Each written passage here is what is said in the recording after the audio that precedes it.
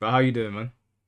Man, I'm doing good. I was kind of salty earlier because I lost in the CBT Midwest, and it was just like, well, Akuma's a new character, but it's like some things in Street Fighter you just gotta commit to, or your timings might be off. But Yeah, then like there's some knowledge check shit. I hate losing to because I didn't know something. Like basically, I was going for a safe jump setup versus Honda, but I didn't know Honda could absorb the hit with right. his armor.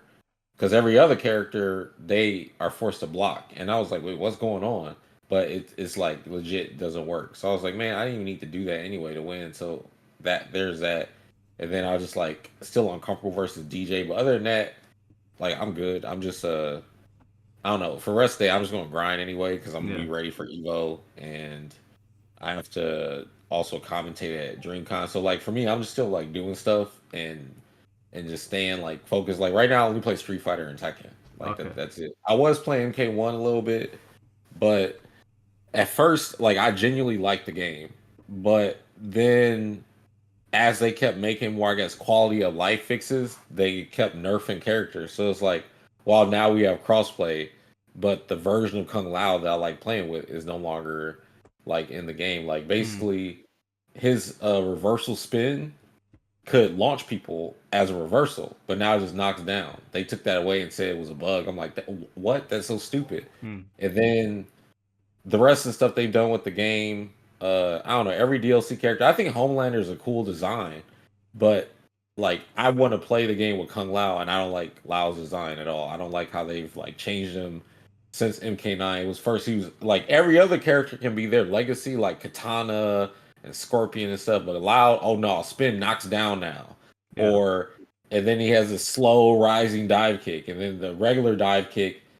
is worse than Sub Zero. Sub Zero's a dive kick now, and it's basically like Cammy's. But Kung Lao's knocks down, and he has to spin meter just to get combo damage. His teleport is tied to Cameo, and the teleport's whack. And they changed it for MKX, and then like I kind of took it personal because they was like, all right, we don't want to be able to do Bird Lao anymore, where you can fly across the screen and yeah. stuff. But that was the character design in MK2 and MK3. I just like I mean, did what I was, and they just changed everything, and then give him like lackluster tools, the tools that don't work right, like his dive kick, crusher blow in MK11. If you do like the meter burn version, if you do it at a certain height, he'll just go through them. You get nothing. You just waste a meter, Yeah. and they never fixed it, and it stayed like that the whole game. So it was just like seeing little stuff like that constantly not be addressed, but they can address like I guess whatever else. And I've just got tired of like for me, that's like 10 years, since MK9 or a Yeah. little bit over that, and I'm just waiting on something. I'm like, I'm just play Street Fighter and Tekken because like when I played that game, like MK9, when I won the first Evo, I wanted to immediately just move on and play Street Fighter then because I wanted to like prove myself in other games, even though like You were already quite proven though. Correct me if I'm wrong. Didn't you win the EVO Championship for DOA as well? yeah, but okay, so at that time, the FGC did not respect DOA, and Okay. they would like, and it wasn't just like, oh yeah, tits and ass and stuff. They were trying to make it seem like the game wasn't deep and like we weren't good and we didn't know how to play. So it was more so like us having to go out and prove ourselves in other games because we got drew a bad hand because a lot of the time, like DOA, there'll be no game to play. Like from DOA 4 to DOA 5, there was a long time. And then when DOA 5 came out, it was good, but like me personally, it was during the era of when comeback mechanics came a thing. So I was kind of up to here with playing in that system. So there was like, okay, Street Fighter at the revenge meter, or Street Fighter 4. I kind of got tired of getting robbed by C Viper because I was playing Akuma, Hmm. but by the time like Young came out, it was like on the last like Street Fighter 4 where I was playing like Ultra and was able to beat that character, and then Street Fighter 5 came out. But during that time, I was just fed up with comeback mechanics, and MK9 didn't have that, so that's why I was like really playing that more than a lot of the other games. Okay. Because Tekken 6 was a little annoying with that, but Tekken 6 I really enjoyed playing. It's just that the netcode back then, we had a lot of great games, but the netcode wasn't like how it is now. Yeah, no, I If we remember. could get a lot of those games now, it will be great. Just like how they're doing the Marvel collection. where Would you be like in favor of like a new DOA game then, or a DOA collection? yeah, yeah, because dude, DOA 2, I don't want to play arcade DOA 2 or Dreamcast DOA 2, even though they're like good games. To me, they haven't aged well because I don't want to like have to hold a button just so I can move around Yeah. 8-way direction. They made it to where like in DOA 2 Ultimate and DOA 3, you can move around like it's Tekken or Soul Calibur. But if in all the DOA games, a lot of the moves track too much, and you had to have a designated move that was sidestep moves, but like say a Genfu up punch. But in DOA 3, moves didn't track that well versus sidestep moves. So like you could kind of do like a Virtua Fighter offensive step to force a move to miss. And then in that game, there was only 3 holds, like high, mid, and low. But because of that, the damage wasn't so high on the counter, but the damage was really high on the grab, on the high counter grab. So like a character like Bass, excuse me, hold on. I had to clear my throat. A character like Bass can block a string, like say Kotsumi wants to do punch, punch, punch, punch, punch, and make you guess and stuff. If she blocks, he blocks any of that stuff, he gets like 50%. So it's like equivalent of blocking Kazuya 112, but it goes like high, mid, or low, and you catch it, and then you're like, all right, you die. So now you have to actually have a sophisticated poking game plan to actually attack instead of just turning your brain off. I really like the game because how it uses the environment and then the spacing. Because a lot of the strategy I used in DOA was from what I was learning when I was playing Tekken as well. Because I was playing Tekken 5 at the same time as I was playing DOA. And did you see all of that controversy going on with DOA? I think there was a tweet that went out about toning down the sexualization in it and focusing more Yeah, on yeah, other yeah. things, and people got I really actually angry said about it. that a couple years ago, Yeah, and people came at me about it. But like, I didn't really mean for toning it down. It's more so like, here's what we think. I guess from the competitive player standpoint, yeah, we're like, if you're going to focus so much on like the cosmetic and stuff, put that same focus also into the gameplay instead of like, I guess because a lot of us would think it was taking away from the gameplay because a lot of decisions like for me I didn't like DOA 6 because despite them like kind of getting to all right, this is kind of going like off the rails, but like I've talked to Itagaki and I've talked to like Team Ninja before they even put out DOA 5, and they asked me for like, all right, what would you do for X, Y, and Z? So then like they changed it to where the hold frame data in outside of the stun was different from inside the stun. So if you tried to hold while you were inside the stun, you would have more frame disadvantage, and you can get like punished by more attacks and stuff. So they were trying to make it because a lot of the, I guess the FGC didn't like DOA because it was like saying scrubby because of the hold and stuff. So we tried to add even more skill layers to it outside, just like instead of making it to where it's 4 point hold, where it's mid kick, mid punch, high punch, low punch, is also like, all right, inside of stun now, you have a higher disadvantage. So you have to be more on point with how you do things. And then also, when you would stun someone, there were ways to extend the stun where you wouldn't get countered. So that was, I think, people who are really offensive minded love that because it allowed them to play within that system where you could just keep going. But then also for people who are legacy players, they're used to just being able to hold out every stun. It irritated them a little bit. But I think DOA 5 was a really good game. Like looking mm, back, like all the stages, the fan service, the characters, the guest characters. They had Attack on Titan stage. They had characters from KOF, the Virtua Fighter characters. A really good crossover game, and I don't think a lot of people got to enjoy it like they could have. But I think if they were released like a collection package with that, with rollback, it would be great. DOA 4, I think, was still a really good game. At the end of the day, there were some things that at first seemed really annoying to us, but then like it added to the depth of how we played the game, like how quickly you could hold out of a stun to stop from getting hit and blocking the next attack, and then you have to find ways to just stop somebody from being able to do that, and then that added a skill layer, just like in Tekken. And when you hit somebody, yeah, you could follow up your frame advantage, but they could probably still sidestep you and kill you for overextending. It's just like that. So, but I still would have preferred if, like in DOA 6, at first, what they did is they allowed it to where now sidestep matters. Now you can actually do a regular virtual fighter type sidestep and make a move with. Even like when you're blocking the string, you can block the string and sidestep during the string and blow somebody up. But then the current generation of players that play the game didn't understand like I guess the significance of that and how much we as like OG DOA players wanted that. And they added sidestep or meter to sidestepping. So now Yeah, like you can't just so imagine in Tekken now you can't sidestep or sidewalk unless you spin meter. that would be a That's nightmare. annoying. It's very restrictive. Yeah.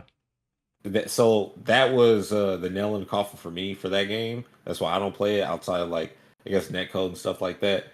And then they took characters out like Genfu, they let him die, and like dude, it's a character, man. It's not a real person. Just he's been in there since DOA one. It's of course one of my characters, so I'm like, well, I don't feel like playing it.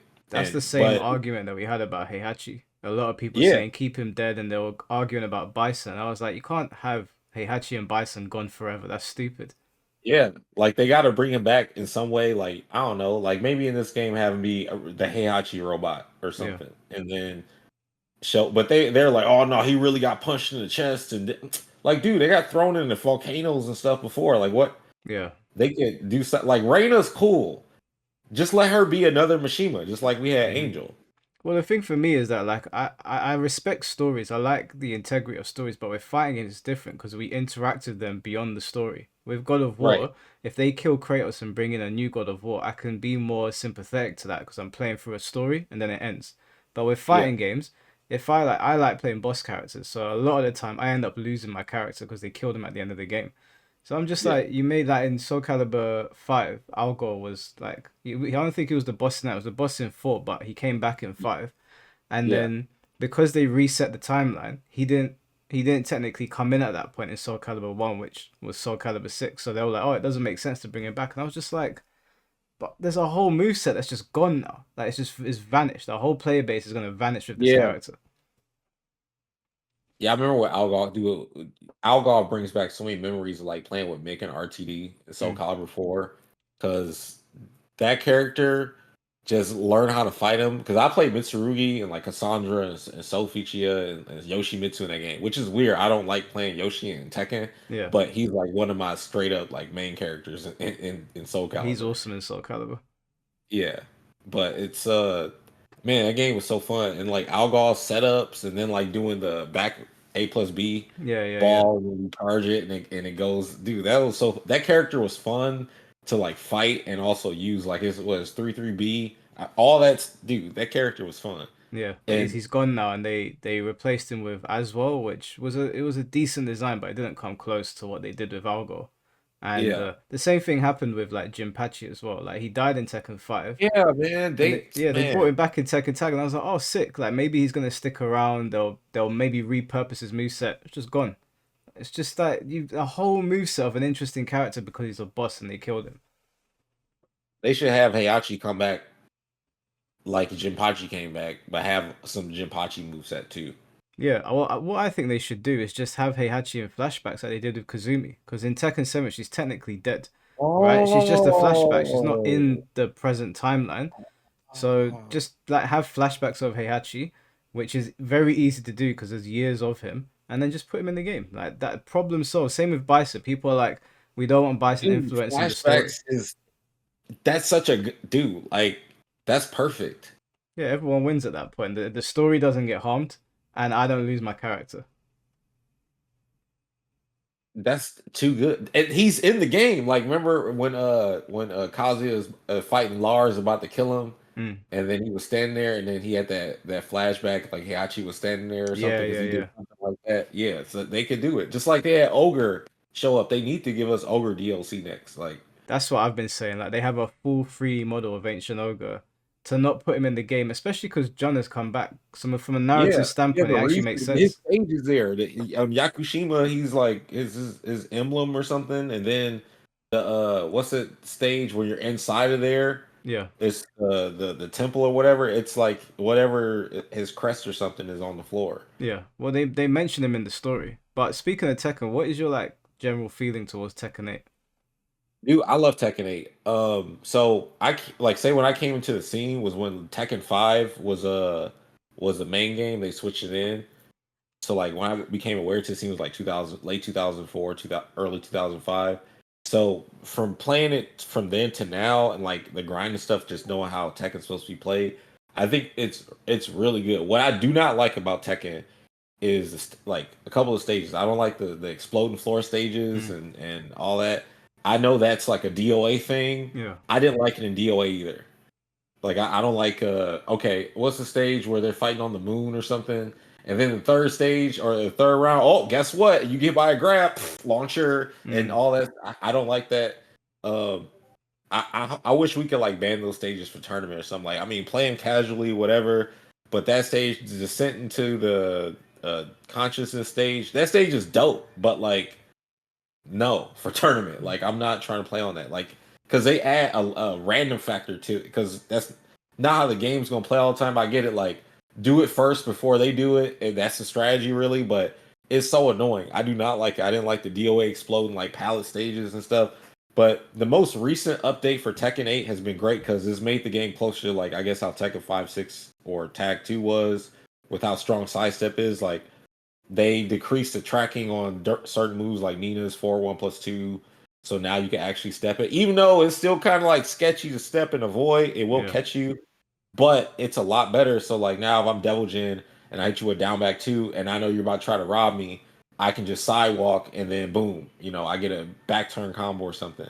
Yeah. And you can do that with pretty much every character in the game. I mean, like even Jack now, I think can kind of sidestep stuff too as well. But it's not as universal as like for him as everyone else because he's such a big body. But still, like it adds that good layer to the game. And on top of that, the heat burst losing is tracking. At least like when you sidestep before the flash, when they do the heat burst, I love that. I wish it was like that from release. I was like, man, should we be able to sidestep this? But at first, I was like, I don't want it to be useless, but it's good that if you weren't already stepping before the flash, you still get that. Just so the timing still has to be on point. Yeah. I wish they would do that for the Rage Art too, because Asuka's counterplay is like that. Like if you step before the flash and then block, you can avoid like when she holds it.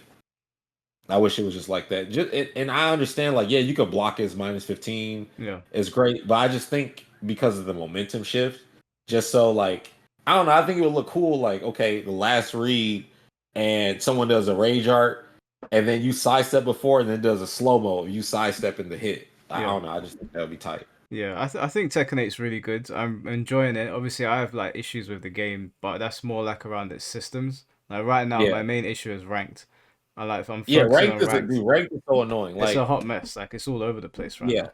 give us a deathmatch mode so then people can like fight for a rank. Like, say you're 2 ranks or whatever, and you want to like demote somebody or you want to promote, but then that could get abused because people will probably use that to like boost or something or whatever. But then also, But don't you think you gotta people lock people in sets. don't you think people are artificially boosting right now because they're Yeah, going they into definitely are. matches and they're leaving when they know they're gonna lose, and then they're Yeah, they doing need that to have over a and over. penalty for that. Yeah. You should be able this is what I think. If you quit on purpose like that, you should be locked out of gaining points for like the next 10 games or something. That's harsh. It will stop people from doing it. It might even stop them playing the game altogether, though. That is true. That I mean, yeah, I guess you don't want to punish them too hard, or they could just lose points and then have to grind it back. But I think like if you like even a one and done, you should be rewarded like the full set. That means that they quit. I'm sorry. Like I'm tired of people wanting and done it and stuff too. Yeah, it's very, very. Do you know what? It's funny because a lot of people say Tekken is exhausting, but I find the one and done situation has made it worse. Because when I would play a deathmatch with someone, it's you play a long set, but you figure each other out. It's kind of like when you're Yeah, watching an anime fight and the yeah, character's getting beaten up and then they stop and they wipe the blood off and they're yeah, like, okay, I'm gonna change it up now. But with one and done, you're like, you get punched in the face and suddenly the person's gone, and then someone else punches yeah, you in the face. It's just like they're yeah. It's ruining like a drive Tekken. by. They just take off. Yeah, for me, like they're ruining Tekken, and I've been talking about a lot on my channel, and I enjoy the discourse even with the people that I disagree with. But like from your perspective, the way I see it is that I find joy in Tekken because it's so complex and there's so many things to understand about it, and then everybody's got their own play styles. You really get into like the deep part of it long into the set against somebody, and then you can actually figure out who's better. But Yeah. with the way it's set up right now, Harada doesn't really make any sense to me because on one hand he's insulting players saying that they're soft, but he's also created a system incentivizing them to be soft. So for me it's like it's new to Tekken and he doesn't know what direction to go in. I don't know. See, I haven't seen that yet, but just like based off that, maybe he doesn't understand like where we're coming from. I don't know. He must though because he's had death matches in Tekken for years now. It doesn't really make sense why they removed it. So like he's saying we're soft for complaining about one and dones. No, he was saying in general that players of today's age are soft, like they don't deal with losing very well and they don't That is true. understand They how to don't. like level up. But he's created a system incentivizing them to leave when they Oh lose. yeah, yeah, yeah. I get you. Yeah, yeah. It's basically feed into that. Yeah, he's creating the Uh, problem. Talking about the problem and then he's creating the problem. And then these I can't even really get mad at these players because they have the option to leave.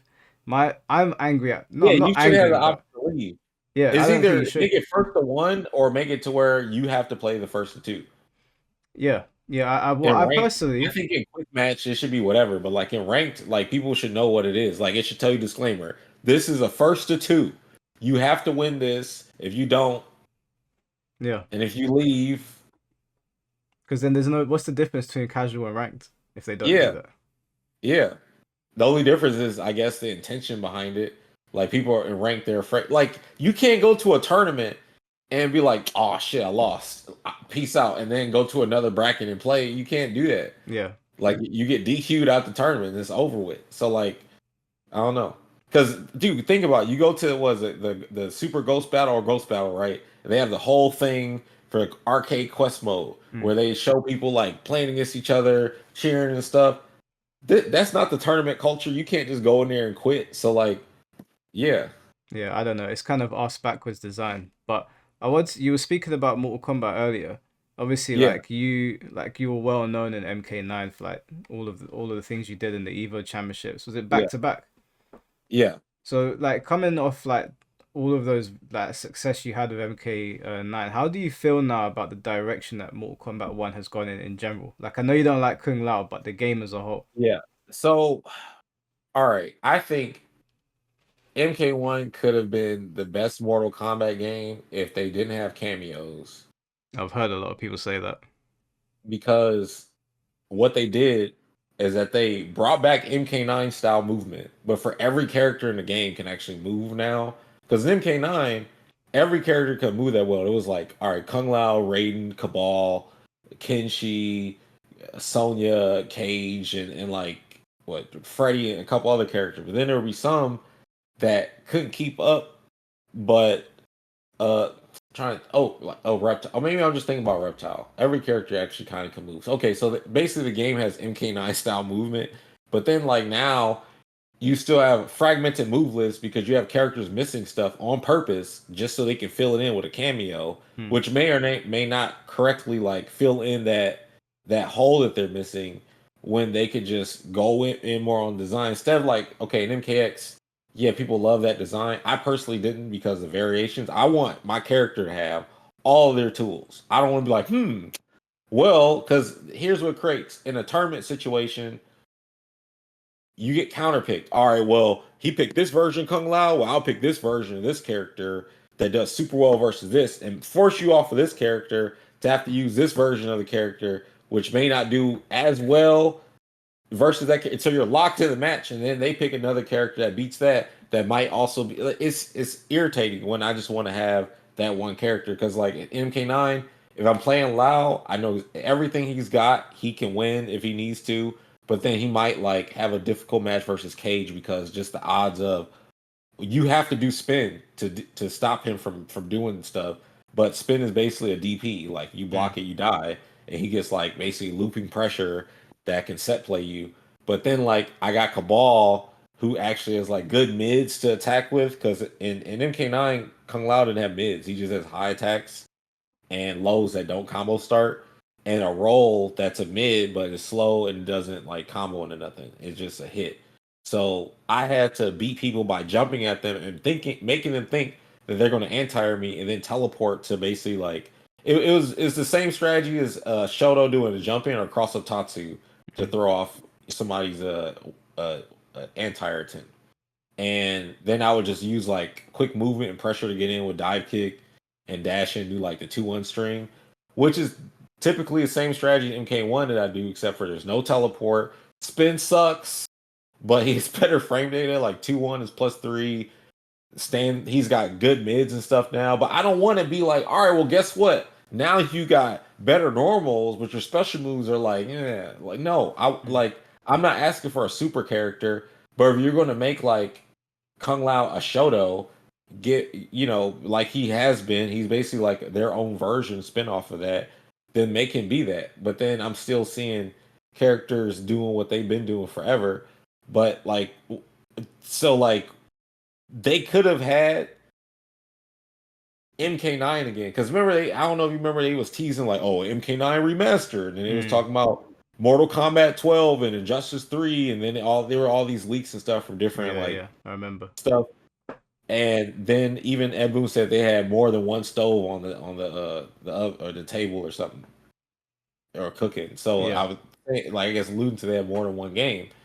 So, but I also think they were pressured into releasing this game early. I think people forgot that like a lot of the community was like on their ass on Twitter, like, "Hey, when is the game coming out? When's the new trailer? When is this? When's that?" And they couldn't do anything. They couldn't like speak about if they had a good meal that day or nothing without somebody coming in, oh, what about the meal of Mortal Kombat or something? So I think they were also kind of pressured into releasing the game early. But I know they had 4 years, and then those 4 years is like, COVID happened. They had a like direction of the company as far as like people have to work from home and they're not, I guess all their supplies are not there. You got to think about like the stress behind that. But Do you think that Mortal Kombat 1 was originally Injustice 3? it could have been. There's a lot of like. First off, there's a lot of things in it that Clash, right? resemble. Well, not the Clash, the intro. Yeah, The when intro is the Clash, and it's not like where they'll walk in and start talking their shit, and then it's like an MKX, like you come in and say something, other person come in and say something, next person, and then it's over. Like when Kung Lao's like, "I have no quarrel with you" or something, right? He was talking to Reptile. Their intros, like in MK11, their intros are different. It would be like 3 different dialogues of them like walking in doing a pose or something, and they would say something. Now it's all right, they clash and one person says something, the other person says something, just like in the Injustice Clash. And then the cameos, to me, like even the meter for them is the trait meter for Injustice. Yeah. And each character to me is like a trait. Like it's like picking the cat for Atrocitus. Like all of them kind of behave like that.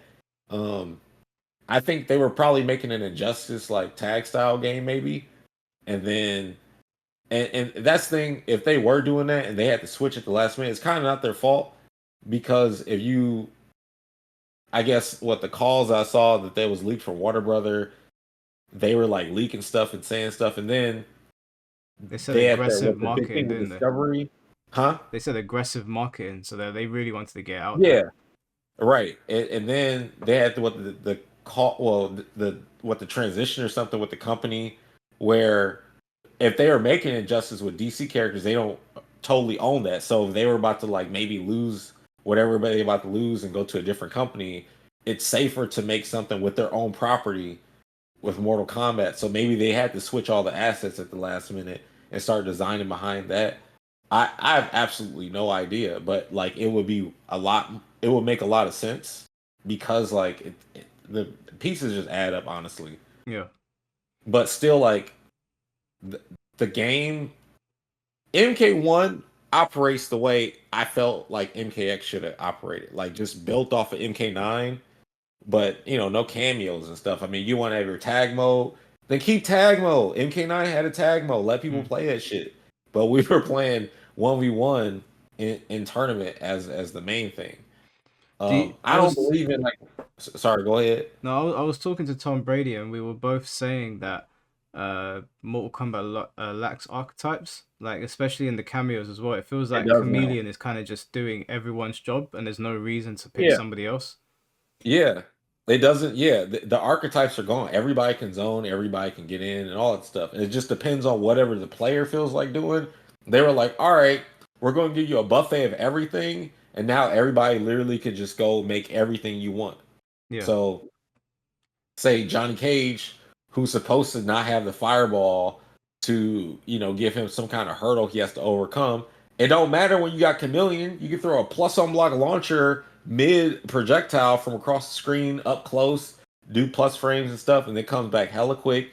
And you can also do what the glow before or after it because how fast it is, and he can just get into wherever he wants. Or you can pretend he's young, glow, start freaking posing and doing the taunt, and then you become Super Johnny Cage. Now you come in with multiple shadow kicks and whatever, or you can do like the shadow kick called Goro assist shadow kick with the anal knives behind her or the ball. It's like yeah, the assists just say whatever to archetypes. They were trying to probably make their own Marvel versus Capcom, yeah, and Marvel versus Capcom 2, people are about to be able to play that and a lot more than I guess they did re-release the game with 360 and PS3, but I guess like with now how the scene is and how much bigger it is now, I think this is another thing I want to touch on later, but mhm, it's the FGC not embracing and acknowledging how big fighting games and fighting game competitions just is now. Like it's so known and worldwide. Like I'm not bragging or anything. Like over the years, like I run into people who I've never met before that know who I am and know about fighting games and stuff. mhm. So it's like you can't discount all that. So now like with the awareness that's out there, when Marvel 2 re-releases and all these other Marvel games and stuff, people are going to be able to see like how good a lot of these archetypes were, no matter how broken the game is or whatever. Like for example, I got back on Fightcade the other day because I was like, man, I'm hyped for Marvel 2. Marvel 2 is actually one of my favorite fighting games to play. That's why I'm also kind of very critical about like, hey man, the system is not doing what it's supposed to do. Yeah, But like I was fighting a Mega Man team. Mega Man, a Storm, Chun Li and I'm playing MSP, and I was like, wait, hold on, what's going on? Dude, I'm getting zoned out. I can't do anything. Mega Man is basically zoning me out as if he's Fox in Melee. He's doing jump H, yeah, yeah, and I can't like do anything about it. I messaged Justin was like, dude, what I'm do about Mega Man? He's like, you have to like crouch under it and then dash, and then hit it with crouch light. But it's tough. It's harder than getting around. Like, what? Honestly, it felt like fighting against Cabal and MK9, yeah. but except he can go forward and backward while he shoots the gas blast, and I have to go through a really tight window just to get under him. But like people really start to see what the archetype is like. So what I'm saying is like in Marvel 2, they give you all the leeway to create whatever kind of strategy you want, Mhm. and someone can try to get around it. But like even though you could do that, it's not as simple as all right, we'll pick this character in this cameo. You got to be like, all right, well, this character has to work and synergize with this. You got to call this at the right time. And it seems like for Mortal Kombat, it's so homogenized. Everybody can do the same thing. Yeah, It's just that some of the characters, like literally, the reason why Cage is the best or second best, or whatever, is his frame data. Like everything he does is positive on block and launches or something. Every other character doesn't have that design. Every other character doesn't have like a shadow kick go across the screen that fast and like what the parry. That's another thing. I think Mortal Kombat system would benefit from bringing back mechanics from other games like MK4, right? It had to dodge. mhm, So they should go into that more. So now in the counter poke situation, when someone is just armor, attack, block, or grab, or then people want to duck the grab or whatever, at the dodge, just like how Omni Man does for that extra layer there. And I think the game would just be a lot more fun to look at for people because I see people also complain about is dry to look at. it is I dry will to say look this: the at. game is fun to play at Yeah, times. Like it is fun to play Goro Lao, and then just say, you know what? I don't care about fighting game fundamentals. I'm just do armor launchers and use the threat of that to just throw you over and over again and do like safe overhead low mix ups. That's fun, but in tournament versus the other strategies and stuff. And it's like it's whatever, because I think Goro takes 1,000 years to come back. It takes way too long for him to come back. Mm-hmm. I don't want to be trying to manage that in tournament, because you're like basically out here fighting as just a point character, and you got Chameleon coming back like boom, boom, boom. You're fighting like three characters plus a point character, and then you're Goro Lao. You're waiting for Goro to come back just for like that one interaction, and it feels like a Hail Mary at that point, no matter that it's advantage on block. Meanwhile, you got Tanya Goro doing whatever she wants with how she works. So Well, correct me if I'm wrong, but when I'm watching Mortal Kombat 1 and the way they're balancing it, it seems to me that it's flavor of the month. Like yeah. originally it was Cyrax, they nerfed him, then Striker came in. And then Mhm. after Striker, then another cameo comes in. Now we're at Chameleon, and it feels like they're gonna maybe bring in Feral or whatever her name is, and she'll be the flavor of the month. And then they'll nerf her, and then it doesn't feel like they're trying to like build a healthy roster. Right.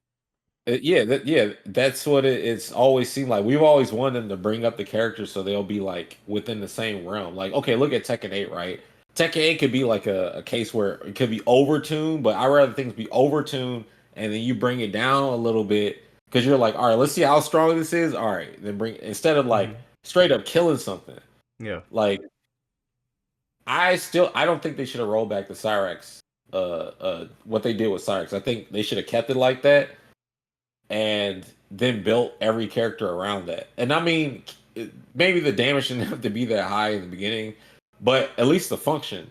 Like now, you're never going to see the character as much. Have they rolled And it back again? Because I know yeah, they he was. rolled it back again, so Oh, now it's only one bar. oh wow, okay. So they left it in Yeah, for Final Combat, and now they've taken it. yeah, That's I don't even understand why they did that.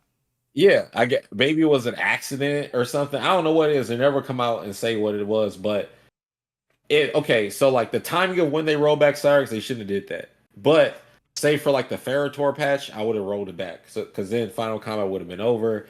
It would have been like, all right, we brought it back for the new season or something, or season two. But like for me, I'm not going to compete in that game because like one, PC is not even included in Pro Comp. It's not Mm. even like crossplay is not Pro Comp. I have to get PS5. I don't want to buy a PS5 when I already like spent all this money to upgrade my PC. And I was like, well, all right, here's the logic behind what I did. I wanted to create a closer to tournament environment at home, because like how things were going. I was like, all right, well, with when I play on console online, it feels like there's an added layer of delay on top of like the delay that's there, and I swear there is. But on PC, you can remove that layer with like raising the refresh rate, make it close to like I'm always playing in a offline timing. Hmm. Even if I'm playing like in 100 ms, it can still feel like that because my refresh rate is high enough. But also, I don't have to pay for PSN or like Xbox Live or anything because I'm playing on Steam. Yeah. And all these fighting games now are crossplay anyway.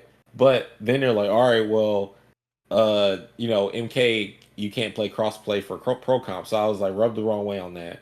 And then the first pro comp tournament was like 20 days within the game releasing. It was not even enough time to even like, all right, let me book a flight, let me get the money for a hotel, etc. Hmm.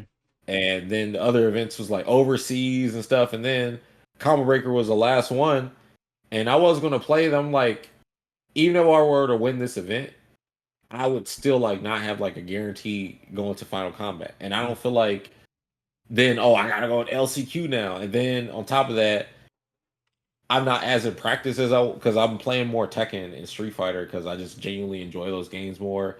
And then on top of that, I would get on MK and I would run into the same opponent like 10 times in a row Yeah. So because the people matchmaking aren't bad. playing. Oh, Huh? is it because it's not populated or because the matchmaking's bad? Yeah, it's not popular. It's not as populated, and Oh, okay. maybe the matchmaking is whatever. But yeah, I couldn't run into like I would run into the same matchup all the time. So I was, and I also just wasn't enjoying the strategies I'm doing, because like at first Kung Lao was really fun for me because one, if someone's doing like a string on a gap, I could do the reversal spin and get a combo launch. So it felt like I was playing K9, where if I knew someone was doing something, I could blow them up with the reversal spin. And then they also nerfed the low hat, even though like it doesn't affect me as much, but still it's like y'all keep addressing this, but there's like other stuff in the game that they could probably address. Hmm. At the time, I couldn't remember. And then, so I was like, all right, I'll play Smoke Striker. And then he never Striker. I'm like, come on, man. It's like the fun stuff that's fun in the game, they like take it away and then they add something that makes the game even less fun. Like Chameleon to me is just like, dude, what? She should not recover that fast. If Yeah. any, or all the other characters should recover that fast. So then, like, if you want the game to be, I guess, high profile and a bunch of shit happening on the screen, let everybody have a bunch of shit on the screen. Let Goro come back. Just he don't have to come back as fast as Kung Lao's low hat, but he can come back as fast as I guess Striker was pre-patch or something like that. But Yeah. still, at the end of the day, when I play the game, things bother me like how they were moved from. Okay, so in Street Fighter, you jump at me, I'm anti-airing your shit. You're not jumping at me. You're going to get hit out the air. In Mortal Kombat, you jump at me, I know you're jumping at me. I can't guarantee I can anti every time. If I go for uppercut, the jump kick might beat me. If I decide, all right, I'm gonna do up block, then you might do empty jump, and then I look stupid. And I'm like, this is stupid. Like, I don't like the I have to guess to challenge someone Yeah. in neutral. So that irritates me. When the MK9 I didn't have to do that. Even the MKX I didn't have to do that because I could still like I guess armor some stuff and then like spin was faster in that game. But in MK11 they made it slower. I couldn't anti-air in that game either. You have to do flaws block up to, which is also a hard read basically when someone jumps at you. And it's just that game style is not fun to me. MK3 was known for if you jump at somebody, you die. And the things I like about Mortal Kombat, they're basically like taken out of the game. So it's like I don't want to play the game and force myself to like it, just compete in it because that's a part of competing. You gotta like the game. If you don't like it, it's gonna be hard to sit there and play it all the time. Like I'm tired of like being in a situation where I'm forcing myself to like even DOA 4, I will admit I was at a point where I hated the game but I just kept playing it and studying it. But I think that was a point of just me not being used to that game's like new changes because it was still fundamentally very solid sound game to where like you could beat someone off of like putting them in a situation, reacting to it and blowing them up for it. But I don't like this whole this is a Hail Mary, that's a Hail Mary. Mm. Like getting on a plane to fly to deal with that is not I'm not doing that. But Do you and I think get it, like you might be wait, go ahead. do you think that the balance team or the team that designed the mechanics in Mortal Kombat changed when we got to 11 and 1? Because it seems like they don't understand how to balance things correctly. Like if we were two people complaining on the internet, what it Yeah. looks like to me is the Tekken team will see the issue and they'll address it correctly. Like they're like, okay, we'll create counterplay here so the people using heat still feel strong, but the defensive players are rewarded for their reads. But when the MK team sees something, instead of creating counterplay or trying to buff characters to match the strong ones, it looks like they just say, we'll just get rid of it. And then Yeah. they just wipe out an entire character, but then they move the problem to another character. So I don't has the development team changed for MK11 and MK1 because I didn't in MK9 MKX they had their problems, but to me they seemed fun and it looked like there was a wide array of characters that could do a lot. But in MK1 especially, it seems like they just don't understand what direction to go in. Well, the team changing, I know like for example, I know like they've had UI people change, but at least for like the senior lead designers are still there. Mm. But I don't know what the psychology changed because like okay, MK9 just started from there. The characters started at the point where they were kind of overtuned. Like Cabal had a block infinite. Um, Raiden's teleport, you almost couldn't challenge him when he would teleport. Cyrix was really dumb. If he did his command grab on you, 50% gone when he Mhm. touches you. And then all that stuff got like toned down to where it was like this is reasonable and it doesn't take away, but it adds to the gameplay. Like Ray's teleport was more like you could challenge it, but you could still use it correctly in footsies if he could get you to overextend trying to hit him. Then Cabal's block infinite was gone, but now he actually has like block strings he could do. You can challenge him in the middle of them, and you make a read, but it's also a read for him because if he basically overcommits on doing his dash, you could punish him and kill him. But before you could just do like 4-3-2 nomad dash cancel over and over again, and all you could do was take the hit to Mm-hmm. get out. And then Cyrex's command grab went from okay, you do 50% damage to where he could just loop it. So it's like if Makoto in Street Fighter came up and grabbed you and hit you, and then she came and did it again instead of doing a combo. Before it's like he could just get the Makoto combo straight up. But he still had his really devastating neutral. For him to get his big damage, he had to hit you with like the net. So either hit confirm into net or hit you with the net raw, or he puts the bombs on the ground and you get caught by the bombs because they're unblockable. Then he nets you and then he sets up his stuff. But he still had to like win the cat and mouse game first. It wasn't just so like, oh, I'll just stand next to you and it's over. It's like he still had to like get that clean hit too. So I think they did a really good job at having the dial set to here and then like setting it down. Mm-hmm. And because there are some characters still kind of done, like Scarlet was silly because she could do like a long block string and do like 40%. I mean, I'm exaggerating, it might be 30%, but she still could do like basically she was kind of like a ball. She could zone. Yeah. They nerfed her zoning because before it was just like zone, zone, zone. You There's nothing you could do about it. It's like fighting Deadshot in Injustice 2 pre-patch. It was like that. That's another thing. That game, Injustice 2, was like that where everything was, well, not everything. A lot of things were dumb, but then they got to a really happy. I think MKXL and Final Injustice 2 were really good as far as like a lot of characters could win, and they Mm-hmm. had good styles. And like look at design like Doctor Fate in Yeah. Injustice 2, Atrocitus, Brainiac, Swamp Thing, Poison Ivy. Those characters were like dope designs, even though they took away from designs like Black Adam and Batman and Superman. There are some things that they just couldn't do anymore, but they still had like a lot of their kit. I think what they did with Injustice 2 from Injustice 1, they should have been doing that with MK9 to MKX. Not to say, all right, I'm probably the biggest hater of MKX, and let me explain why. Because A like lot of people love that game. yeah, I this is why I hate MKX. And it could be people could say, oh, 13-0. No, it has nothing to do with that actually. It has nothing to do with me versus Sonic. It's Mm. how the game is as far as like, all right, in MK9 and in Justice 1, you could knock people down and then do a reversal and it's invincible. In MKX, you have to have meter to be able to get up, or Mm-hmm. you can't get up. So say like you're in a situation, you get knocked down and you're just getting beat up, right? You're not gaining as much meter as you could gain as if you're making the block. And say if you're like trying to get out of the situation, you're trying to block to get out, they're just making you block a block string. They're constantly building meter. You're getting nothing. So you get knocked down again.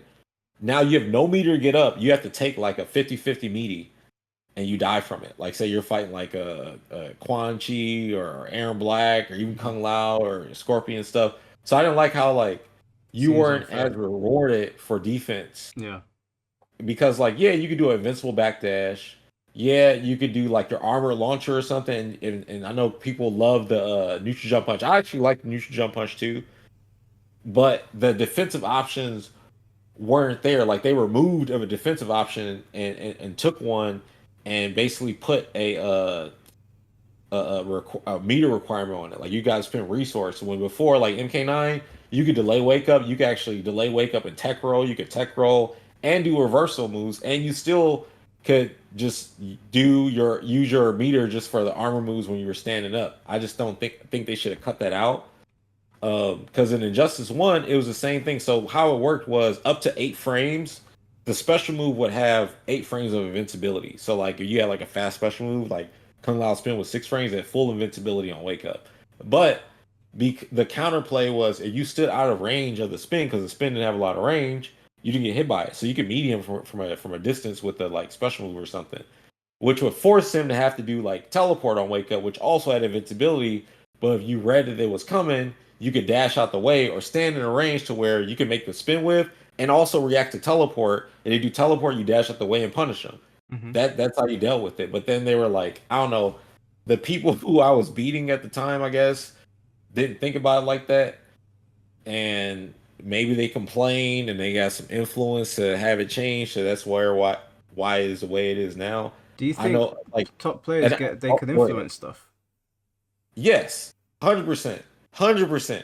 And no one will come out and admit that, but like when you're on a podcast talking about this is my favorite player and I'm always rooting for X, Y, and Z. Mm. You know what I'm saying? Like you admit that, then why is this not, real? Mm. Did you see the But whole thing with Sakanda and Sonic Fox? yeah, I saw that. But also it's funny that like Sonic didn't use Cyrix at all. But Yeah. I think he had pressure not to just because like it would feed into us. But he didn't need to because clearly like Chameleon Johnny is good enough. Yeah.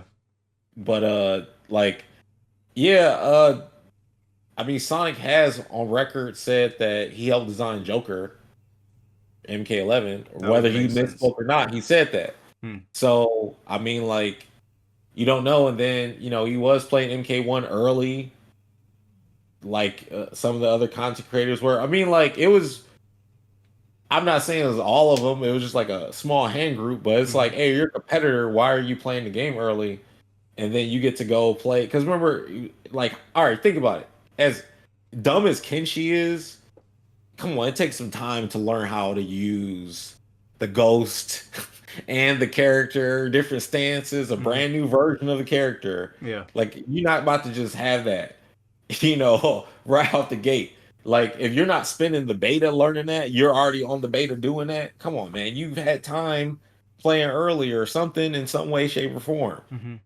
So like Also, was Sonic using Kenshi when the game dropped? yeah, like like early on, remember we played Waka in Yeah. that exhibition. He played Kenshi, Oh and yeah, he was yeah. playing a lot of Kenshi in the beta and a lot of like matches and stuff he was playing.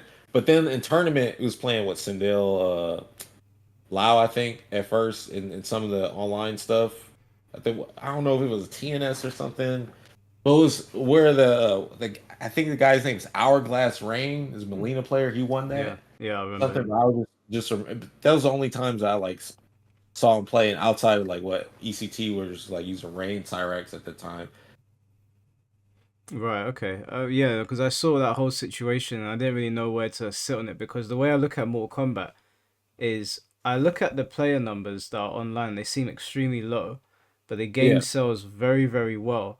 And my thinking is that the kinds of people that play Mortal Kombat in general, like the people that play FIFA or Gears of War or, Smash Bros, they're just like random casuals that pick up Mortal Kombat because it's gory. yeah. So I It's didn't a lot of really people. understand if like the top players would be able to influence something where the main driving force of the product is not us. Yeah, it's 100% like the people that probably go into invasions actually play invasions and do like lobby King of the Hills because I know a lot of casuals love King of the Hill style because it's that whole even if they've never been to the arcade, it's still like the whole put your quarter up for the next player to play after you lose, and it's just it keeps that variety going too. And a lot of people also build community with each other in Hmm. King of the Hills as well. So I think a lot of the player base, at least casually, is there more so than they aren't ranked. That's what I think. But I also think a lot of people are embarrassed to lose, and it's just because of the nature of Mortal Kombat. It feels embarrassing to watch your character get like mutilated.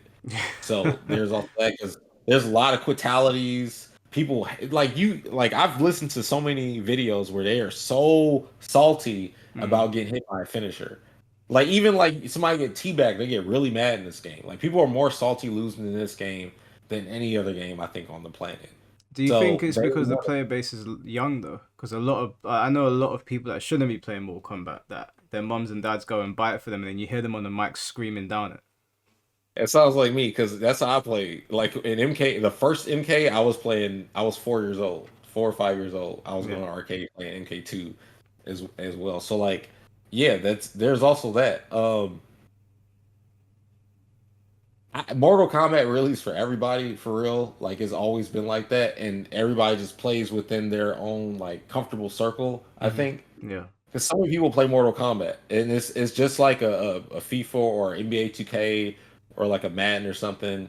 Because if I say I play fighting games to someone like in the U.S. right, just a random off not off the random off the street, but just a random not like in the community, they always go, "Oh, you play Mortal Kombat?" Yeah. It's never Street Fighter, Tekken, or there's a few, but like mostly a lot of them play Mortal Kombat. So like Mortal Kombat's kind of like is America's fighting game on the casual basis level, I think. Yeah. I think it's like that in the UK as well. because we used to have an arcade here called Trocadero, and Mortal Kombat wasn't there, so I definitely hear more Street Fighter and Tekken. But I think overall, when someone asks me, "Do you play a fighting game?" they either ask, "Is it Smash Brothers or is it Mortal Kombat?" It's always Yeah. those two. Mine's a straight. They go straight to Mortal Kombat. I never get extra on play Smash. But I've like been to like local colleges here and played like some of the kids in Smash and stuff. That like because they have like esports programs here at Lord's College here, Mm. and they do Overwatch. They might have Valorant. I don't know. But last time I went, they had Overwatch and it was like Smash Brothers. But mainly because that game isn't as what like it's the rating, the ESRB rating, Yeah. because it's like what rated E for everyone, and like I guess more uh I guess I'm looking for a word here, but I guess fair or something for kids and stuff because they don't want them to play like the games that are so like uh well they just don't want to get bad influence like Mm. because there are Was some people who think like say Mortal Kombat and stuff that happens is going to is real, and they might try to yeah. act it out and stuff. Even though that's on the parents to need to tell them, hey, you shouldn't be doing that.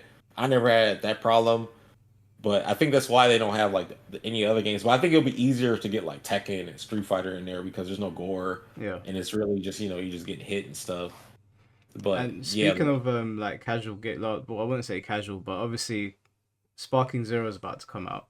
We've got like yes, 3 or 4 months. Now I'm really excited for it. I've spoken to some other like hey, UK tournament players and content creators. They're excited, but not everybody understands how like complex the Tenkaichi games were and why so many people are excited. So I wanted to ask yeah. like what's your opinion of the Tenkaichi series? All right, so I'm right there with you. I'm super excited for that. Is the next game I'm most excited for? Like, so I didn't know they was going to be making another Sparking because when Xenoverse came out, I thought that is like I'm talking about the first one. I thought that's what was supposed to be like the spiritual successor to Tenkaichi. So I Mm. tried to accept that, but it wasn't the same. Like, there's a lot that was different that I couldn't put my finger on.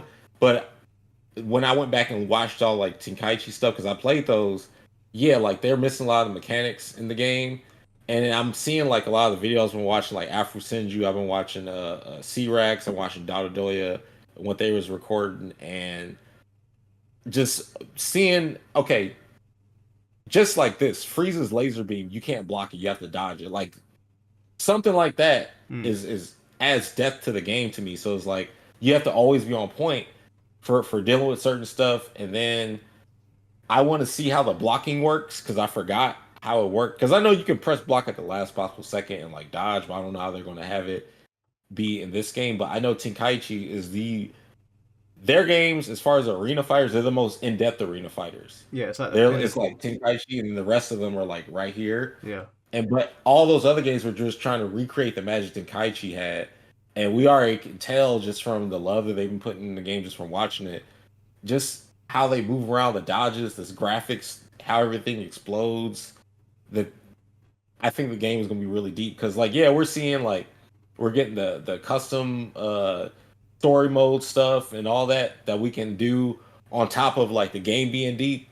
I, I'm looking forward to sweating in the game. I will hope the net code is good. I'm Yeah. praying that they do rollback or just whatever that they do for the net code that is good because I do want to play the game. Yeah. Because with Dragon Ball Fighters, I rather that game been 1v1, and I understand Tenkaichi they want to do like teams, but it's more so like KOF. You do one character at a time. Yeah. Yeah. It's not tagging and doing some assist or whatever. So I don't mind that. So people just pick like whatever characters they want. Um, with Dragon Ball Fighters, I had a lot of fun playing that game, but my issue with that game was the matchmaking, the netcode, the lack of opportunities to compete because like you have to travel super far just to even do anything, and then like the online stuff you can't really do much. And then a lot of the exhibitions they would have would just only be West Coast or East Coast, and really just be New York and California. So with Spark and Zero, it would be tight to see like you know a real circuit or something. Because honestly, I just want to compete and sweat. Like if someone else is on the same mindset, I feel like you get the most out of the game Oh, when someone's 100%. playing it. Yeah. So that's what I want to do. Like I hope it gets to a level how Tekken is because it'll be dope. Because with how we feel when we sidestep and launch a move, I'm sure Dragon Ball can make us feel that when we do anything in that game that Yeah. you got to do. Like maybe when you like have to stop a key blast or dodge something last second, or maybe transform in the middle of a fight and then blow somebody up, or you blow them up for transforming. You like that's not enough. And there's so many like ego feeding things that can go on in that game that I'm Hmm. looking forward to. So There yeah, was I'm all over it. there was like Budokai Tenkaichi 3 was like my favorite fighting game for a long time. But because Yeah, I've played like Tekken and Soul Calibur and Street Fighter, a lot of the guys didn't understand, especially in like my comment section. Some people are like, I think they've been tainted by a lot of the shit arena fighters that have come yeah, out. Like Demon Slayer's not very in depth. Ninja Storm kind of lost its spark. yeah. My Hero Academia, or not My Hero, so the One Punch Man was not very good. Um, but the Sparking series has always, to me, it's always been like a very, very in-depth fighting game. And I don't know if they're going to do a circuit on it, but I think if the netcode is good, I think it could join the other fighting games. It doesn't have to be seen Yeah. in the same light because they said intentionally it's going to be unbalanced. So Hercule's going to have a harder time That's fighting fine. Vegeta. We could have then we would just have like different tier leagues. Like, Yeah, all yeah, right, look at Marvel 2, right? For sure, Magneto, Storm, Sentinel, Cyclops, what Cable, Iron Man are locked top yeah, tier, right? Forever and ever. Just like in Melee, Fox, Marth, they ain't going nowhere. Dragon Ball, they're literally telling you you are not beating Whis with freaking Yajirobe. Like it's yeah. not happening. You are going to get bodied. So like there has to be tiers for the characters. Maybe you have to be like, all right, Whis is banned, but then you got like, or maybe Beers to be banned too, because we don't know like the extent of what they're going to add to the game. They need to hurry up and animate like Black Frieza and whatever so we can get those characters. But Yeah. like I don't know what they I would do. Like think Gogeta at the top, and then I think that they should do it based on like power level. So you can have like the characters that reach a certain threshold enter this right, this bracket. But what I think they should do to make it exciting is that say you've got somebody that's sick with Yamcha, and they're like, yeah, no, I want to enter like the Saiyan bracket or whatever. Let them enter and see how well they do, but yeah. just don't let Vegeta and Goku enter that bracket down there. Yeah. I But think then it what you that do, could like, work. say we sit down and play, right? And then like they want to counter pick or something. Or that's great just being able like, okay, say all the characters can't go above Super Saiyan, Mm, but you can try to fight a Super Saiyan with a character that can't get there or something. yeah. But trying to go Super Saiyan 2 or 3 is cheating. Yeah, because you're not gonna have Jiren taking on like Chaozu or something in a Yeah. grand final. It's not gonna happen. Yeah, that's not happening. It's not, dude. The fact that you can explode the whole like stage and then the characters like lose their clothes and all that, you're not about to pull up on like even in the Saiyan saga. I don't think Chaozu's still going to fight Nappa. Like if they still Yeah. have, I don't know if they're going to scale Chaozu to like Cell Saga or something like that. But yeah, he still might get blown up. I'm looking forward to the game. I hope that the the more powerful the character, like the faster they are. Like I want it to visually show on the screen that they're like teleporting I think it faster. does. I think the Okay. only character that isn't actually faster, but because he was known for being fast, they've made him fast is Berta. I was Yeah, watching gameplay and he looked insane, but everybody else it looks. I watched Broly, and as he kept on transforming, he kept on getting faster and faster, and his hyper armor. Because you remember in Tenkaichi, you would punch Broly and he yeah, wouldn't move. It looks like yeah. they've removed some of it, which I think is okay, but he gets like 2 hits of armor now. But as he transforms, I think he gets more and more. So is this Super Broly or is it Z Broly? Super Bro. I don't think they've shown Okay. Z Broly yet. All right. I hope that they got to put Z Broly in the game, and he's got to have super arm. But I want to be the. I hope they give us the control version of him too, where he's like breaking free, where he has like the purplish green or Yeah. yellow tint or whatever. But yeah, like I love the mechanics of the game, like the super armor. I saw like Trunks get super armor on Masenko in Yeah, this because game. yeah, He also gets it in Masenko got Tenkaichi it. 2. Yeah, Gohan and Trunks had super armor in Tenkaichi 3. Yeah. So it's little stuff like that. I wonder how was there a way to break super armor in that game? Actually, sorry, not Trunks. He didn't have it. It was just Gohan. I think was there a way to break super armor? There was so many ways around things in the Tenkaichi games because remember they Yeah. had like they had high, mid, and low Yeah, parries, and then they had like that hard parry where like it would yeah, I create that. remember it going like this. Yeah, but it had the one where you time it properly and the character Yeah, will sort of bounce back and you could yeah, get a and they go free like hit. this or something. Yeah, Yeah, so there's so many. There's even like a breaker mechanic in it that uses a bit of your health. So if someone's yeah. pressuring you, you can sort of like push them away and it takes a bit of your health away. Is there? Well, it's kind of like the Kawarami in Naruto Storm where you like teleport when you get hit too, right? Yeah, yeah, Yeah. yeah, There's just so much stuff. I want to see like just when someone shoots something at you, you can when you time it and like disperse the beam, and I want to see it like go off the track and go to the other side. I don't know. It's just like different stuff. I've been wanting forever for a Dragon Ball game to be able to properly emulate Dragon Ball, mm, but also be a competitive fighting game. yeah. Which I think this one can be. Yeah, yeah. I thought Dragon Ball Fighters did a good job, but it was a whole tag thing. I didn't want to. I didn't Yeah. want to play with multiple characters. I want to play with Cell, and I want to just mop people with Cell. But I know I'm not gonna be able to just be able to only play with him in this game. Yeah, I mean, it's good that Sparking Zero is designed in a way where you can do 1v1 or 2v2 or Yeah, 3v3. But I think Sparking Zero is important for the scene right now because there's nothing else that looks like it. And to me, when I like sitting down and watching games that I don't play. Like Marvel right. 3, I used to love watching that, but I'm not Oh, interested in dude, so playing it. fun to watch. Yeah, and I think there'll be a lot of people that probably don't want to touch Dragon Ball Sparking, but they might be like, "Oh, this actually looks sick to watch." And Yeah, it there's keep the essence games, of Dragon Ball alive. yeah, but like with Mortal Kombat, I can't watch it. It's so boring. I can't stand to watch it. I know people find it fun to play, but I can't Yeah, watch it. And I think something like Sparking, where it's actually entertaining to just sit there and look at the visuals and be like, "Wow." I think it'll be yeah. really good There's to so see much that at like going Evo. on. It's pretty, and like the sound and everything, because you know they're gonna have the Japanese tracks and the English tracks, and hopefully they can get like some rights to the music from the show and put it in the They said game. that Rock the Dragons in the game. No, I don't see. Look, I don't want. Look, when they put music in the game, it's always a dang title, opening Yeah. song. No, I want the fighting music. I Yeah. want to hear dun, dun, dun, dun, dun, dun, dun, dun. I want to hear that when I'm playing the game. Yeah. And so what I did is I downloaded all the tracks. So then like I'll just play them when I play. If I get, hey, if y'all DMCA me, all right, whatever, man, because I can't enjoy the game no other Yeah. way. Do you know what's actually sad is that like, I was talking to my friend and we were talking about how nice it would be to have a jukebox as well for Dragon Ball. Yes, they need to put But a jukebox. the problem is that I don't know. Do you ever hear about the controversy of Budokai 1 with like the Challengers theme where it was all ripped off and it was taken from other things so they can't use that music anymore? Wait, the Challengers theme? So you know that it's Challengers slash Namek. You know when Namek's exploding, that music's playing in the first Budokai game. It's a really popular theme.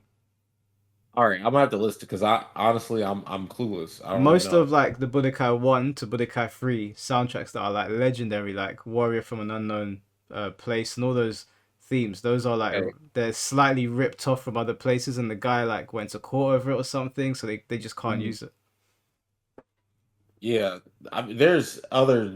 So like your list is Solid State Scouter. It was in the Bardock. Yeah, that one's fine, I think. Yeah. Oh, it is fine. Yeah, these are just the video game themes, Oh, like the original Budokai, you know the 2Ds, the kind of 3D 2D ones that came out okay. before Yeah. Tenkaichi. Yeah. Yeah. Yeah. Yeah, Well, I don't. I just didn't remember the music. all the music in And I that, the played music in that is so good. But I think they should bring back. Do you remember Lost Courage from Tenkaichi 2? Lost Courage. So I think it's Is the that most popular Tenkaichi like battle theme. no? See, like that's the thing. I didn't listen to the music. I would Mm. like play like themes from the show. I would Oh, okay. literally legit turn the music off. But also, I think Tenkaichi 2 had the MIDI soundtracks from the game that you could like set Mm. to listen to when you play, and I would listen to those. Like I didn't Oh, listen to the music that came with the game. oh, That's how okay. I guess I'm too much of a Dragon Ball purist, but like yeah, I want to listen to that because when I hear it, I just get hyped. Like I can't play Dragon Ball to its max capacity without listening to Dragon Ball, and I'm talking about like from a Japanese OST. Do you like the English OST? Um, not for like fighting, and I also think like sometimes they insert it where they shouldn't insert it. Like there's times where like there's no music in like the Japanese Yeah. like dub, and the characters are talking, and it's a lot more serious. but they'll insert music in moments like that in the English, and it's like, why is there music here Mm. when it would just be like you hear a wind blowing or something Didn't they at that do time? that for Gohan turning Super Saiyan 2? Like it was quiet, I think, in the original version, and then in uh the British version or the American version, they had that. I mean, the Gohan theme is good. I just don't know if it was placed Yeah. in it was in the right place. Well, yeah. Well, okay. The Japanese version has music for Gohan. I don't know. Maybe we were talking about before 16 gets stepped on. Yeah. They're playing music, but I know that like as soon as he gets stepped on, that's when it snaps and they start playing the song. I don't know the name of the song, I know but which one you're talking about. It's the yeah. one that the woman sings. No, it's a dude. It's the guy who sings the he sings a lot of the other main themes for Dragon Ball, but he sings that one too. I forget his name. Hironobu Kageyama. Yeah, yeah, that's Yeah, it. yeah. I think Yeah, maybe I'm getting them mixed up. There is a Gohan theme where a woman sings in Japanese, but maybe it's like somewhere else. I don't know. It's called I'm like, trying to think. but it's in Raging Blast 2 as well. I think they put it in there as well. I'll find it and send it to you later on. Okay. But yeah, like in Sparking Zero in general, I'm really excited for it. I've been like watching Globu's videos, and I was watching some guy called I think his name is Grandmaster Hawk. He was playing on Globu's channel, like showing him how in depth Tenkaichi was. But like, I Yeah. really want to like expose Sparking to like the newer generation, because a lot of them, when I was talking about it, I made a video about it the other day. They were like, "This is not a fighting game, bro," and I was like, "You just don't understand how sick this Yeah. game is." Yeah. It's because really these games are like flight simulators. Really, that's what Mm. they are, and the functions are just different. They're Dragon Ball characters, but we're really using airplanes and flying around and doing stuff. But it's like, yeah, you play Zone of Enders. Yeah, yeah, yeah. Yeah. See, like I Kojima. want this game to feel like that. Yeah, that's the Kojima game, isn't it? Yeah. Yeah, yeah, yeah. That's They it's been a packaged long it time. with Metal Gear Solid at first because they made that game come out and they had Metal Gear Solid be a demo for it, and then they released it and then they had Zone Runners 2, but they didn't make a third one. But that game was really good. The versus mode was really good, and you can like dash and move, and then like you can clash and everything. It's a very a real time type game. Mm. I like so Tenkaichi looks like is getting closer to that with because it was like that before, but it's like now the movement looks a little bit faster. Like I want to see, I haven't seen anybody like straight up just dash a lot, but I also understand why they're not because it requires meter. I saw that Yeah. just for you to dash. I was like, man, But apparently it requires less meter than what it did in Raging Blast, I think. I think it took off because you know when they do the dash and then the super dash, it took off quite a yeah, bit before. I think it takes off less now, which is okay because like if they were just doing that constantly, it might become a little bit, yeah, that might get a bit annoying if you didn't have meter to control that. yeah, hard to deal with unless they put like something in the game that makes it to where you can challenge it. Because all right, I don't know if you ever heard of this game. It's called Earth Special Forces, but it was a Half Life mod and it's a Dragon Ball Z game like based off that. But before that game came out, there was a game called Bid for Power, which was also a Dragon Ball game that they were using Quake for the engine, and the game never came out. But like people was playing like the old versions of it before it was out. But then Earth Special Forces came out. It had like a whole melee system, had good teleports, like beam struggles, everything. You can spin, you can like turn the beam and everything and you can block it. And if the beam is too powerful and you can't just like deflect it, you'll block it and it'll push you back Yeah, until yeah. you get to the edge of the map. And then if you don't have enough key to push it back, it'll just slowly drill your health down and you'll just explode. But the game was highly competitive. There's like a lot of clan wars and like tournaments and stuff just like on the site's probably still at what esforces.com and they've been still working on the game for 1,000 years. I don't think it's ever going to release, but Mm. when you see that game, you're going to be like, "Damn, this looks like Sparking," and because it's okay. So same type of camera, third person view, and you can like fly around and stuff. They call it a swoop, and the characters, if you it's straight up a flight simulator, you have to like hit each other at a different angle and make the other person's angle whiff so you can hit them. And then after you hit them, you can like follow up the hits with another hit or like teleport and hit them again. But then there's also a version of the melee that happens where they both clash and they like hold their arms up together, Yeah. and then like whoever inputs the correct arrows, kind of like DDR, then you win the clash, and then you get to throw them or like attack them or whatever. But the game was so fun, and you could transform and everything. You could power up. The game was about like meter management and of course timing and just being able to hit the right angles, but you have to constantly power up as you're moving around because movement does require meter, like just teleporting, swooping, flying, just being in the air in general. But you could also like just be on the ground too and fight, but you're heavily like limited than what you can do in the air because people are moving around. Like I would try to show you a video, but that game was so fun, and I haven't felt this way that I did playing that game as I do watching Sparking. Because Sparking, I'm seeing that, but it's of course so much more well done because it's from the people who make who have the license for it. Yeah. No, no, I will definitely check out. You said it's called Earth Special Forces. Yep, or Special Forces. Because remember, that's what they called themselves to defend against the Saiyan saga. Well, the Yeah. Saiyan. So that's what I guess they use that name. But the characters they got is Vegeta, Goku, Gohan, Trunks, Frieza, Cell, Majin Buu. Was Fat Majin Buu, was not Skinny Majin Buu. They didn't put the other ones in the game yet. And Krillin. That's it. That's all it had at the time. So I know that's probably the only characters they still got now, but the game is it looks good. I haven't seen I mean I haven't played like the newest version because it's not available, but I've seen like what they've been doing. But I don't know why it's taking so long. That we've had I'm surprised that we got a whole Dragon Ball Super and all this other stuff before they finished the game. Because they've been working on this shit since 2002. Damn. No, that's 22 years. Yeah. Jesus Christ. Well, I mean, I wanted to also ask you, just moving away from Sparking for a moment. Like, Yeah. obviously, like you're like a really big name in the FGC.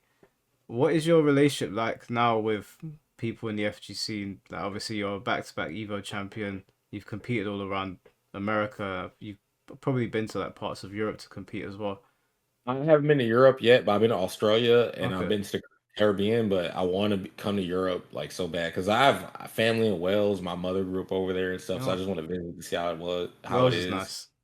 Yeah, But or what's it's your like relationship like with people in the FGC now? I'm. I would say I have a pretty good relationship with a lot of people in the scene, especially like the organizers and stuff, because I've known them for so long, and then some of them were players at first, and now they're like straight up just running stuff like a lot of the majors or just even behind the scenes. And then a lot of the players I know so many different people. It's easy now for me to just get experience versus anything that I need to play against just for tournament.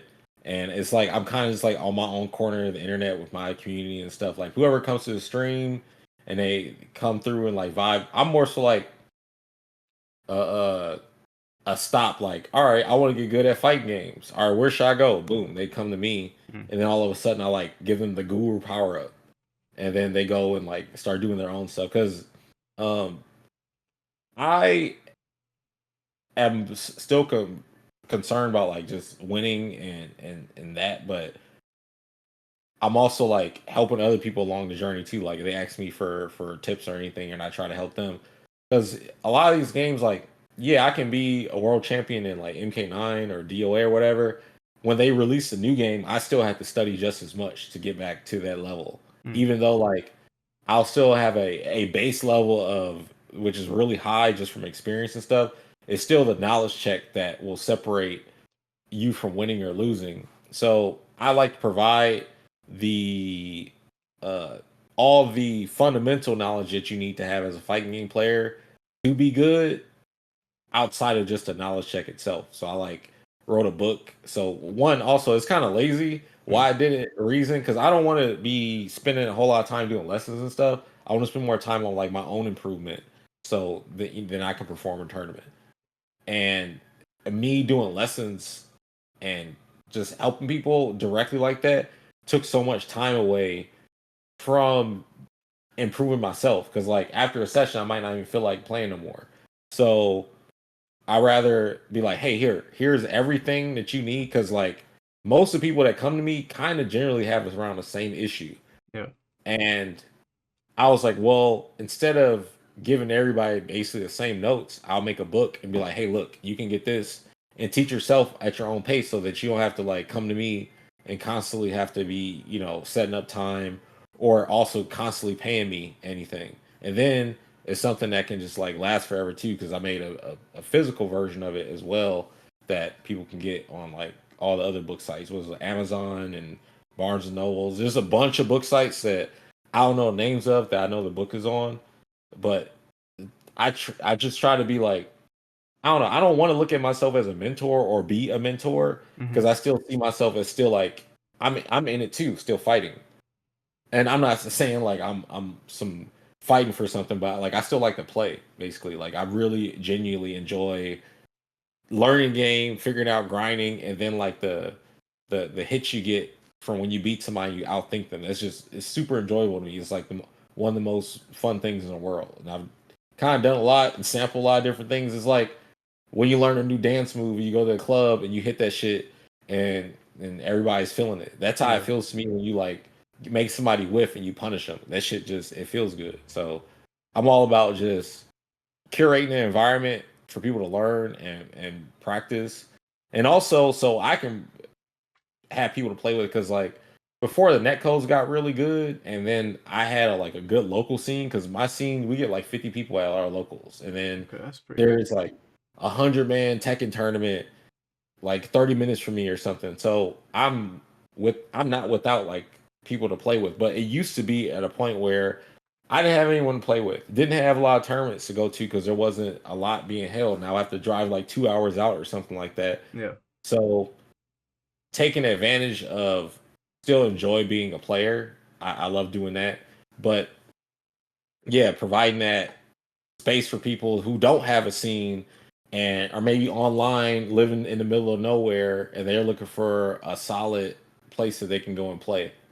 So So it's like, do you go have like ahead. aspirations still like to get like your fourth Evo championship, for Yeah, example? yeah, of course. I definitely want to get a fourth EVO championship. It's like, if for me, like I've had kind of like different hurdles with different games. Like Dragon Ball Fighters, for example, I'll use that because that was a game that kind of kept me in the scene.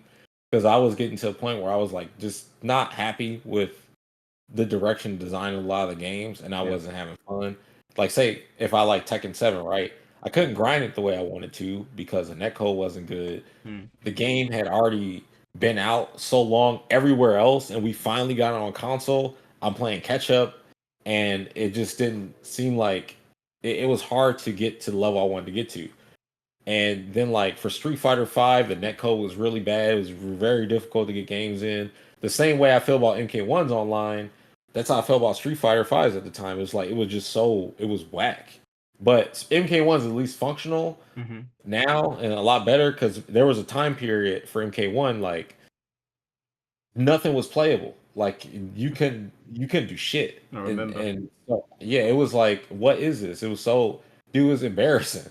And I don't even work there or nothing, but I just felt like that. Like, how does it get so bad when they were the benchmark for good netcode at the Yeah. time? They were the first to be able to be like, oh, we already released this full ass game. Well, let's take the game, rewrite the whole code for rollback and GGPO, and then re-released it with MKXL, and it was tight.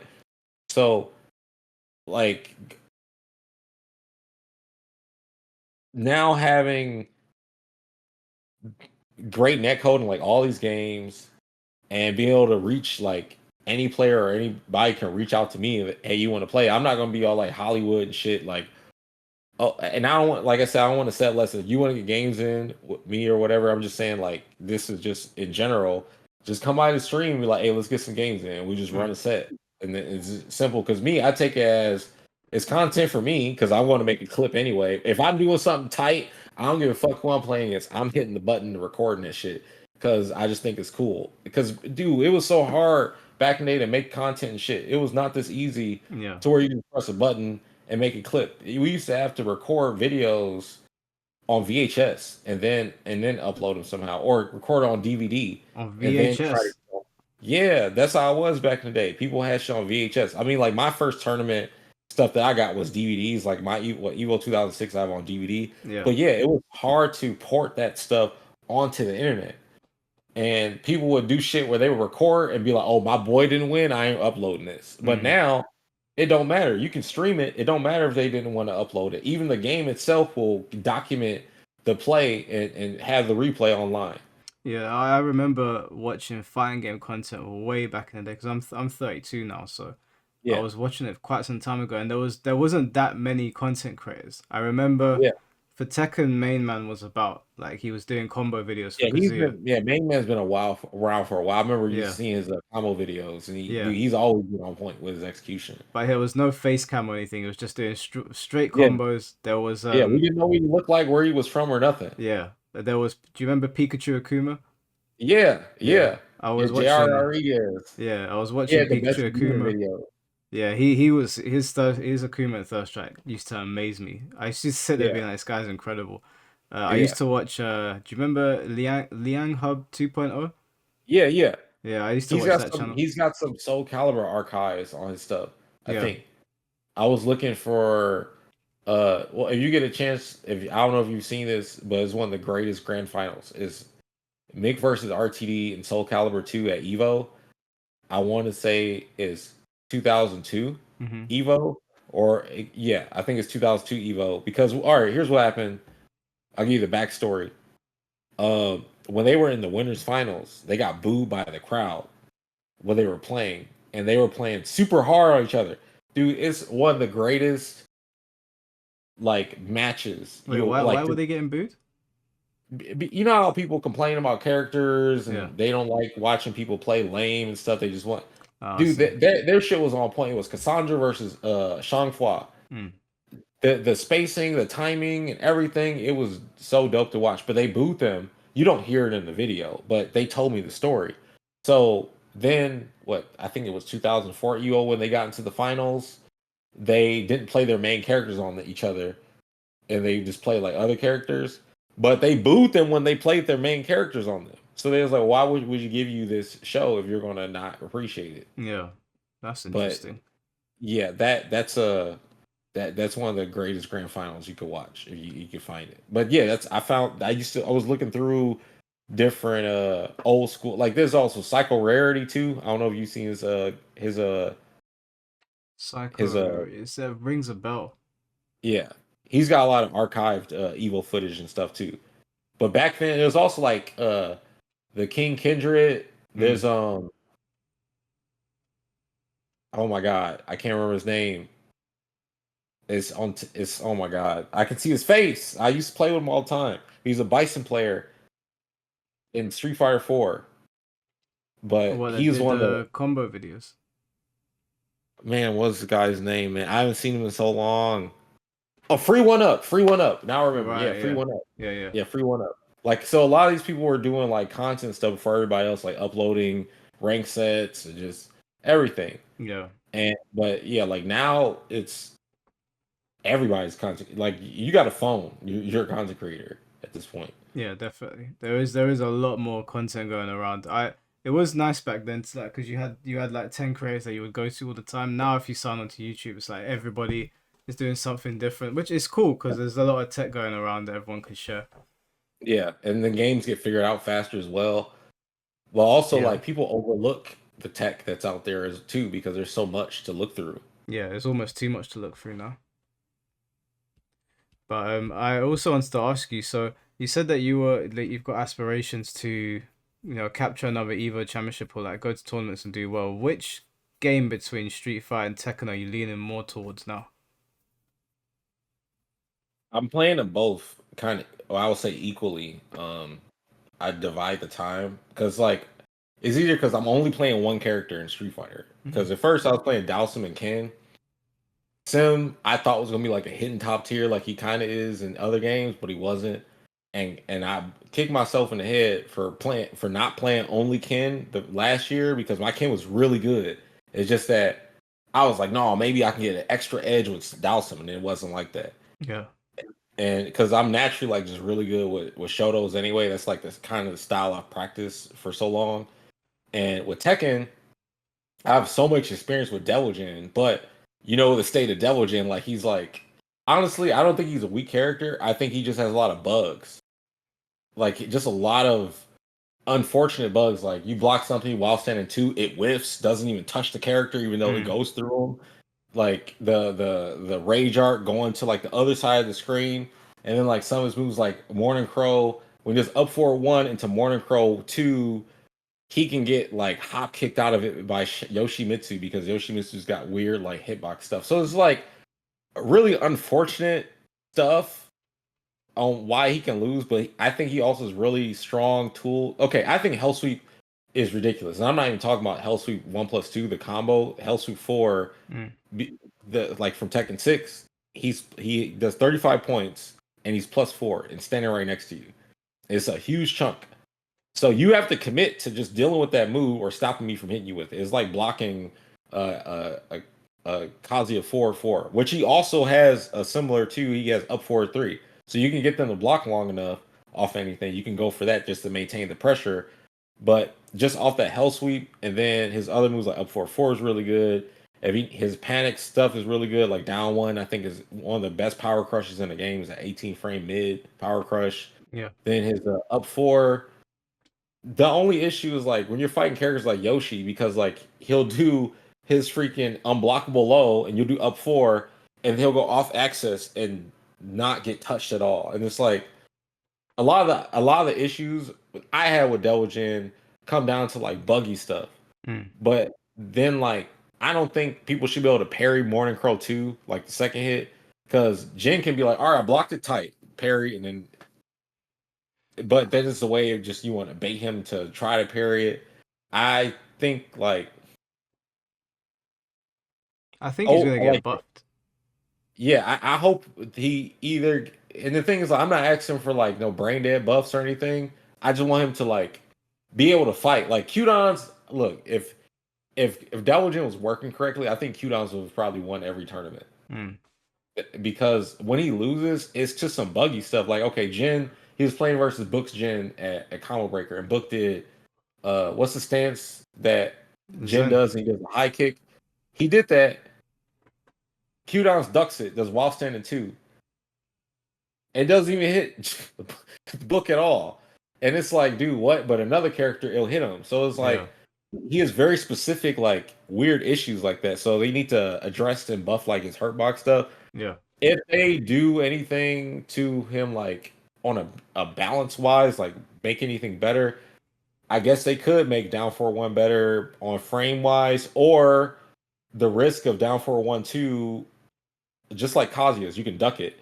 Make it a natural combo, because it's only a combo on counter hit right now. Right. I don't think Devil Jin's a bad character. I don't think there's. I think the glitches are shit. Like they need to get rid of those. Those all need to go. Yeah. But one thing I've noticed with Tekken right now is that people are really like sort of downplaying their characters, and they're making out like there's characters that are just way too strong in the game. And when I look at Tekken 8 as a whole, when I look at the game as a whole, to me, it looks like one of the more like balanced fighting games. Everybody in the game seems strong to me, including the bears. Like the bears have absurd damage. Dude, the bears are good. The bears are definitely high tier. I'm not hearing nothing else. Both Panda and Kuma. People be like, "No, man, Panda's not that." No, Panda's just as good. Probably not just as good, but she's good. Like she doesn't have a bear electric. That's fine. I'm glad she don't. Yeah. But she's still good. Like I don't get it. There's Yoshi a lot of excuse making.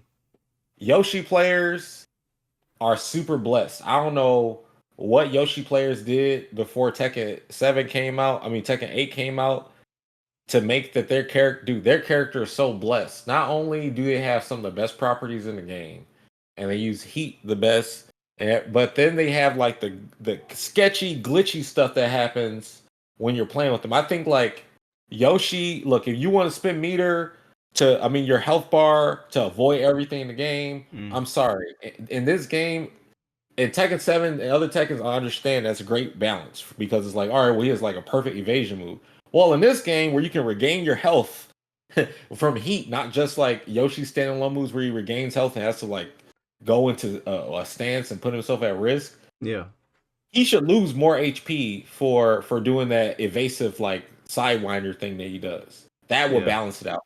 I wouldn't say it would be like a ridiculous amount more, but a significant amount more where you're like, hey, if I do this, it better count. Not, hey, I can do this, just get my HP back. I think the Flash is already in the spot where it needs to be. Where, like, yeah, it's fast. It's basically a DP, bait it out and punish it on block. You can launch it. You can launch it on whip and stuff. It's not like it's electric or anything. So I think the Flash can stay the way it is. But I don't think you should be able to use the Flash to like get out of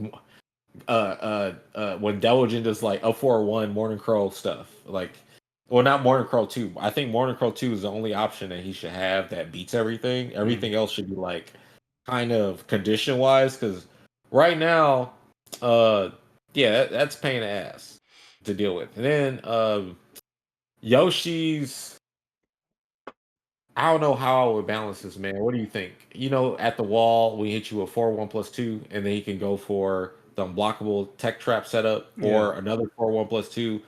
I figured out how to deal with it, but man, it's kind of bullshit, man. Like, do you think we should be able to low parry the low or something at least? Because when you try to, it does the same animation as when you break a power crush or a heat burst. The that stuff.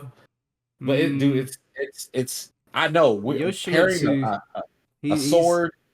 He's a bit difficult to balance, not balance, but like the way he is right now, I think he's definitely sitting in the top bracket of the characters. I I think he's think number that one. you think he's number one. Dude, safe down 4-2. Flash is not safe, I understand, but just to keep out alone. Yeah. He's got a good power crush, it hits mid, and then he's got the topsy turning move.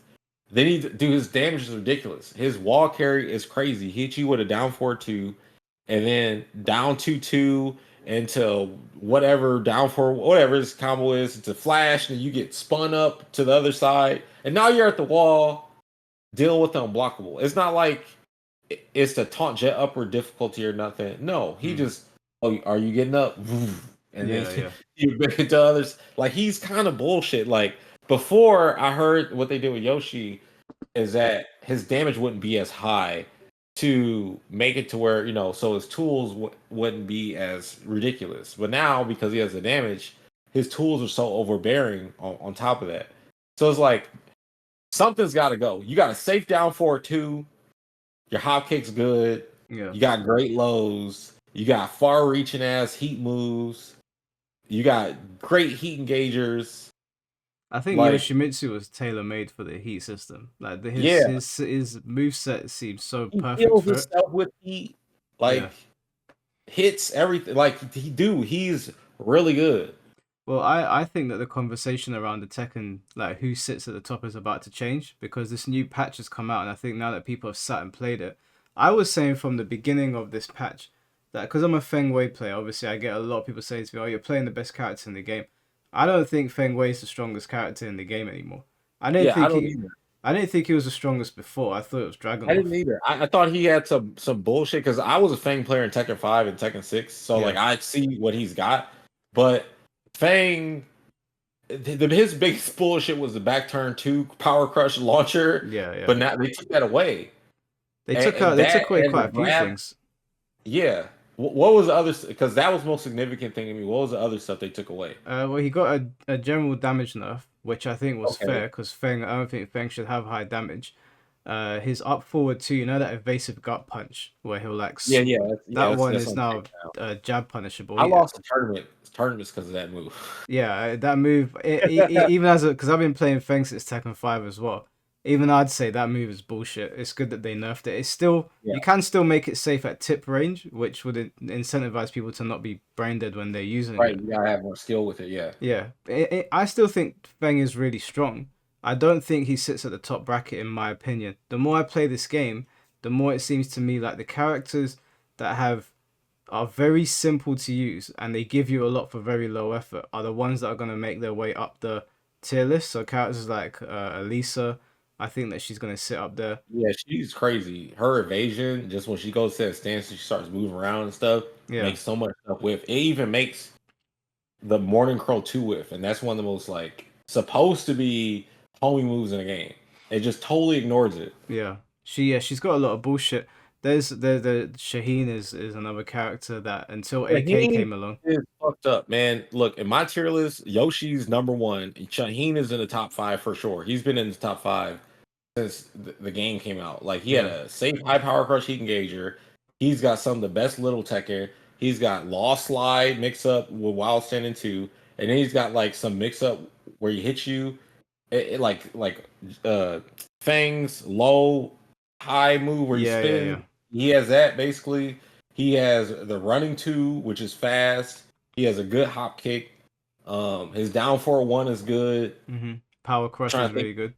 yeah, like he's got some of the best tools you can have, and he's got a good like what is it? Is it back 2-2 or back 2-1, which is like Yoshi's back 2-2 Mm. high move or whatever. Like he's got a great tool set. Yeah, well, it's interesting because I was saying to my friends, I think I actually spoke about on the channel that I think that the discourse around who the best is going to change. And funnily enough, the things that I was saying, Main Man uploaded a video, I think today, a couple of hours ago.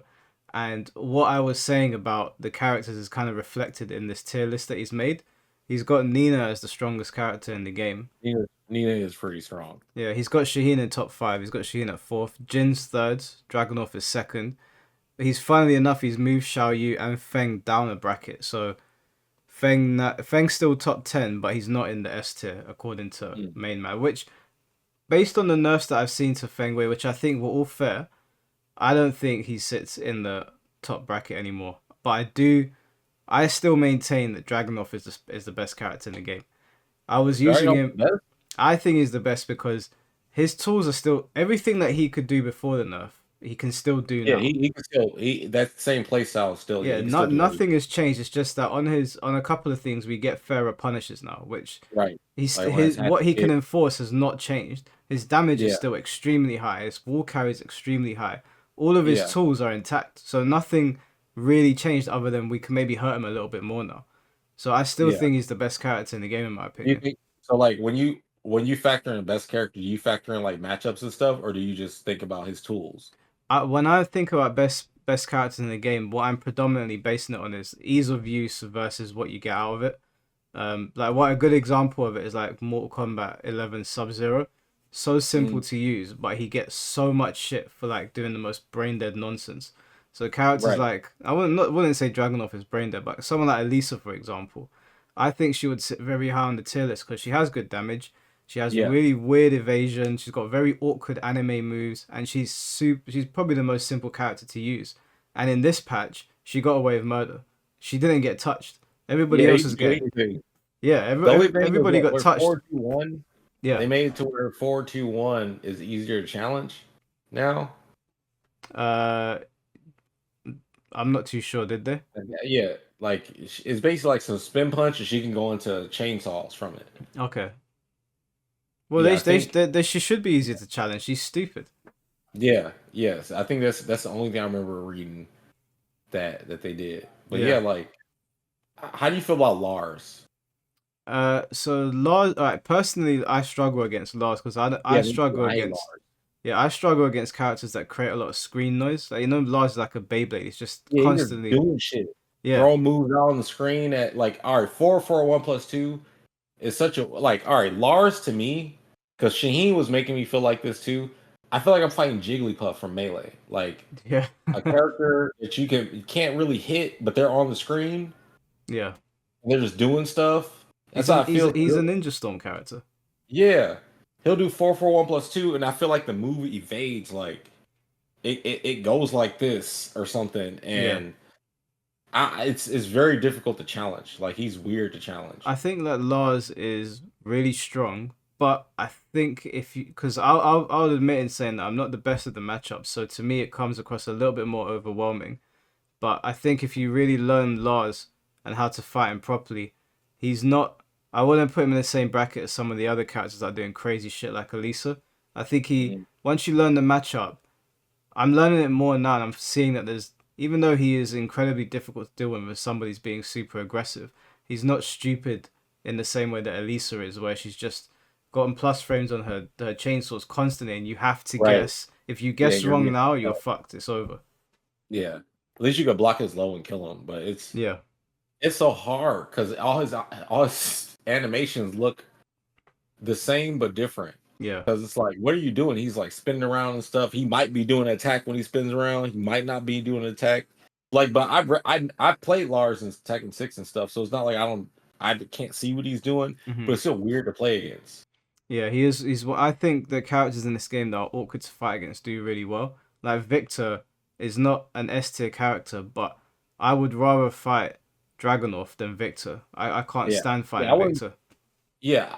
Before pre-patch, I would say he was S tier, but like with the changes to him now, with his back 1+2 being slower and some of the other stuff being more normalized, it's like, yeah, okay. He's still annoying though, because people are still going to try to match with him, but those were the best changes that they needed to do to him to make him like more fair. Yeah, but I think overall, my opinion on Tekken is unless it's like a glitch, like a what you were talking about with Devil Jin, if you're Right. losing on the game, I would directly correlate that to a skill issue because I think every character in the game is strong.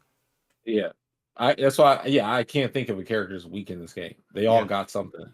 Yeah, there's not a character that I could look at on here and be like, oh, this character, I can see why they lose a lot. Like Leo, for example, no one really uses him or her. I don't know what gender Leo is, but I don't either. They ain't confirmed it either. We need they keep on confirming and unconfirming. I've seen Leo in a bikini, and right. then I thought that it was a boy. I thought the dad called him a boy in the story. Yeah, I never. Yeah, it's difficult. Like so.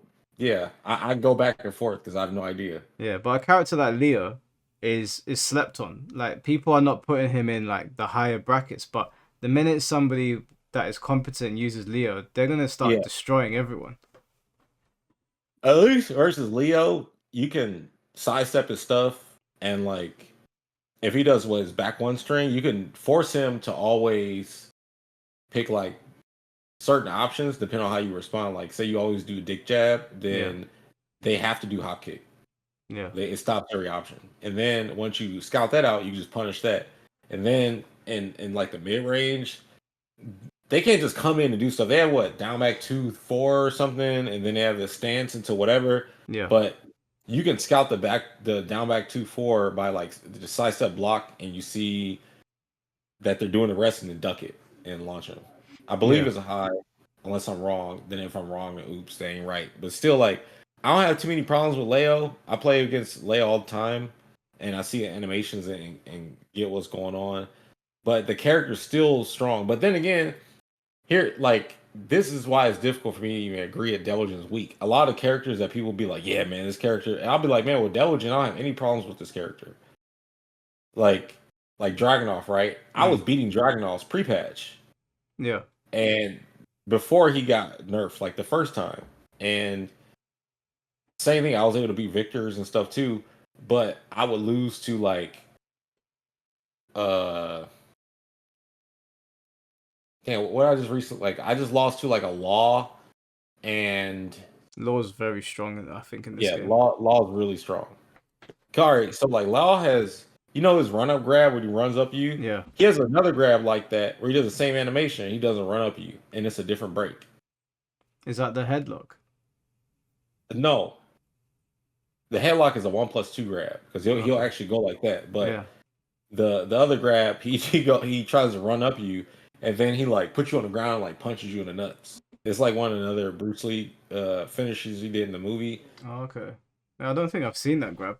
Yeah, I got hit by that shit in tournament. That's how I felt. I was like, I haven't seen I haven't seen that before. That's the thing with Tekken, man. There's so many moves in this game. Sometimes you'll play Yeah, someone and they'll use a move you've never seen. yeah, you're like, wait, what? It's great though because it kind of gives you the feeling of like you're in a real martial arts tournament. You have no idea what this dude's gonna do, and Yeah. they just pull some shit out. But it's the grind to like keep to be ready to fight all that stuff. Who would you like to see as like a guest character in Tekken 8? Um, Everyone knows for me it's going to be either a Baki character or a Kengan Ashura character. yeah, I wanted those two. I feel like those are like easy picks. Yeah. But I was thinking like maybe from another fight game. But I was thinking about maybe Hayabusa from DOA. Yeah. Or And Akira in Virtua Fighter. yeah, well, are there any like characters like Akira in Tekken that use this style? Yeah, What Leo Leo be the uses. close? Yeah, I think Leo and Lydia are like close to his style. Well, she's karate. She's straight up karate. But some of her stances and the movements that she uses looks a little bit similar. Okay. But I think Leo's style is actually the same as Akira's. Okay. But I think it'd be cool to have two styles, and like I don't think they should not like they have Bruce Yeah. and Fakuram. Like in I think it'd be DOA, cool. they did Jan Lee and Jackie Bryant, who both do Jikundo. Yeah, yeah. They both did it totally different. It was dope. Yeah, I think it'd be cool to do stuff like that. I want to see Bruce and Fakuram in the same game, and then have. Yes. I think that would be really cool. Yeah, dude, because I don't want the first off, Bruce would actually go with like a DLC plot for the story because he works with Kazuya. Yeah. And yeah, Fakuran was just cool. That I hope they put both of them in the game because I wanted to hit people with Bruce back twos. Yeah. That character's like an equalizer versus the sketchy characters that want to crush everything. Yeah. But for me, I am waiting for Marduk, and I am not holding out hope for Jinpachi and Ichinogo, but Yeah, Marduk's my other character. And he's kind of like just got a fuck neutral button way. If you're pressing yeah. buttons, he'll just run you over. I want to see that character with heat. Yeah. In heat, Marduk, Yeah, it's gonna be bad. man. What tackle will probably like be a heat engager. Yeah, that's gonna really piss people off. 'Cause it's so easy to hit. Yeah, and then it's really difficult to guess and right after tackle. Yeah, I remember playing Tekken 7 and I struggled to get to Tekken God with Feng Wei, but when I picked up Marduk, I got there in like a But with fraction of the time. Marduk though, Yeah, I got there Marduk. I got so much hate mail. I've never received that much hate mail in a fighting game than when I played Marduk. because you make people coin flip all day. People don't like that. Having to Literally, guess. like if I was playing somebody that was better than me, and I could tell I can't beat this guy in a neutral, I'd just say fuck it. I'm just gonna tackle you now. That's Yeah, all I'm gonna do, and I'd win the match, and I'd get hate mail saying you're shit. And I'd be like, yeah. I know I'm shit, but I beat you. They should have guessed right. I would be like, no, you should have guessed right. Yeah, so it's gonna be fun to see him come back. I'm pretty sure he is the fourth or the third DLC character. Wait, for this season? Yeah, I'm almost certain that like it's gonna be him and Fakura. Damn. Well, I hope we get Ogre next, like after them or something, because I'm not gonna I hold want out to for I want Ogre. to see Jop play with Ogre because I know a lot of old school. I don't know if you're familiar with Jop, but he's like one of the best Tekken players, especially from OG days like Tekken Tag, Mm. Tekken 4, Tekken 5, and stuff. But he was known for his Ogre, so I would like to like play with him while he's using like his main character, and I hope Ogre's strong if he is in the game. It would be nice. I want them to do the humanoid ogre, not the big one. Maybe they could Yeah, have yeah, the heat. humanoid Ogre. Yeah, I'm not. I don't want Predator face Ogre. I'm good. But if he went into heat and transformed, that'd be a good way to use heat. You know what? Yeah, that would Yeah. be tight. That would be tight. Yeah, Yeah. like how Kazuya does. Yeah. Rather Yeah. than a whole separate character, have like him there for a fraction of the fight. Yeah. Or you could even have Yeah. instead of because that character's so big, he's so messy on the screen. Rather than having him Yeah, transform, I played Tag 2 recently and like it's hard to tell what he's gonna do because he's just all over the place. you get grabbed and can't even see the damn Yeah. hands because like Maybe instead of what they could do is they could update the character so that when you go into heat, if you do an attack with Ancient Ogre, his arm will turn to like a snake for a yeah, brief yeah, second. yeah. I think that would be Yeah. better than, or maybe he'll grow wings for like a little bit to like fly or whatever. Or breathe fire and he turns to true ogre face for the true ogre face. Yeah. It would be cool. I think there's a lot of things they could do. Even with Jinpachi, if he had heat, he could go into like his cursed mode with the mouth on his stomach Yeah. and have the ability to shoot that fiber or whatever. But I just don't know if Harada's gonna do it. There's something I like Wait, Tekken didn't 8 a the lot. voice actor for Heihachi pass away? That also could be a reason why he doesn't want to bring Heihachi back. But Heihachi's had 2 voice actors that passed away Oh, he now. did. Yeah, Oh, so okay. the original one died a while ago, and then they brought in the one that just died. So I don't think Oh, that would be a reason to keep him out. okay. But it's even like the whole argument of like not putting Kiryu from Yakuza in a fighting game because he won't hit women. Everyone's just like, we don't. No one cares that much, man. Come on. Right. Yeah. And he's already been in other crossover games hitting women. Like he's in Sega versus Namco versus Capcom, the RPG, and you can Hmm. you can make him punch up the Yeah. girls. So it's like, who cares?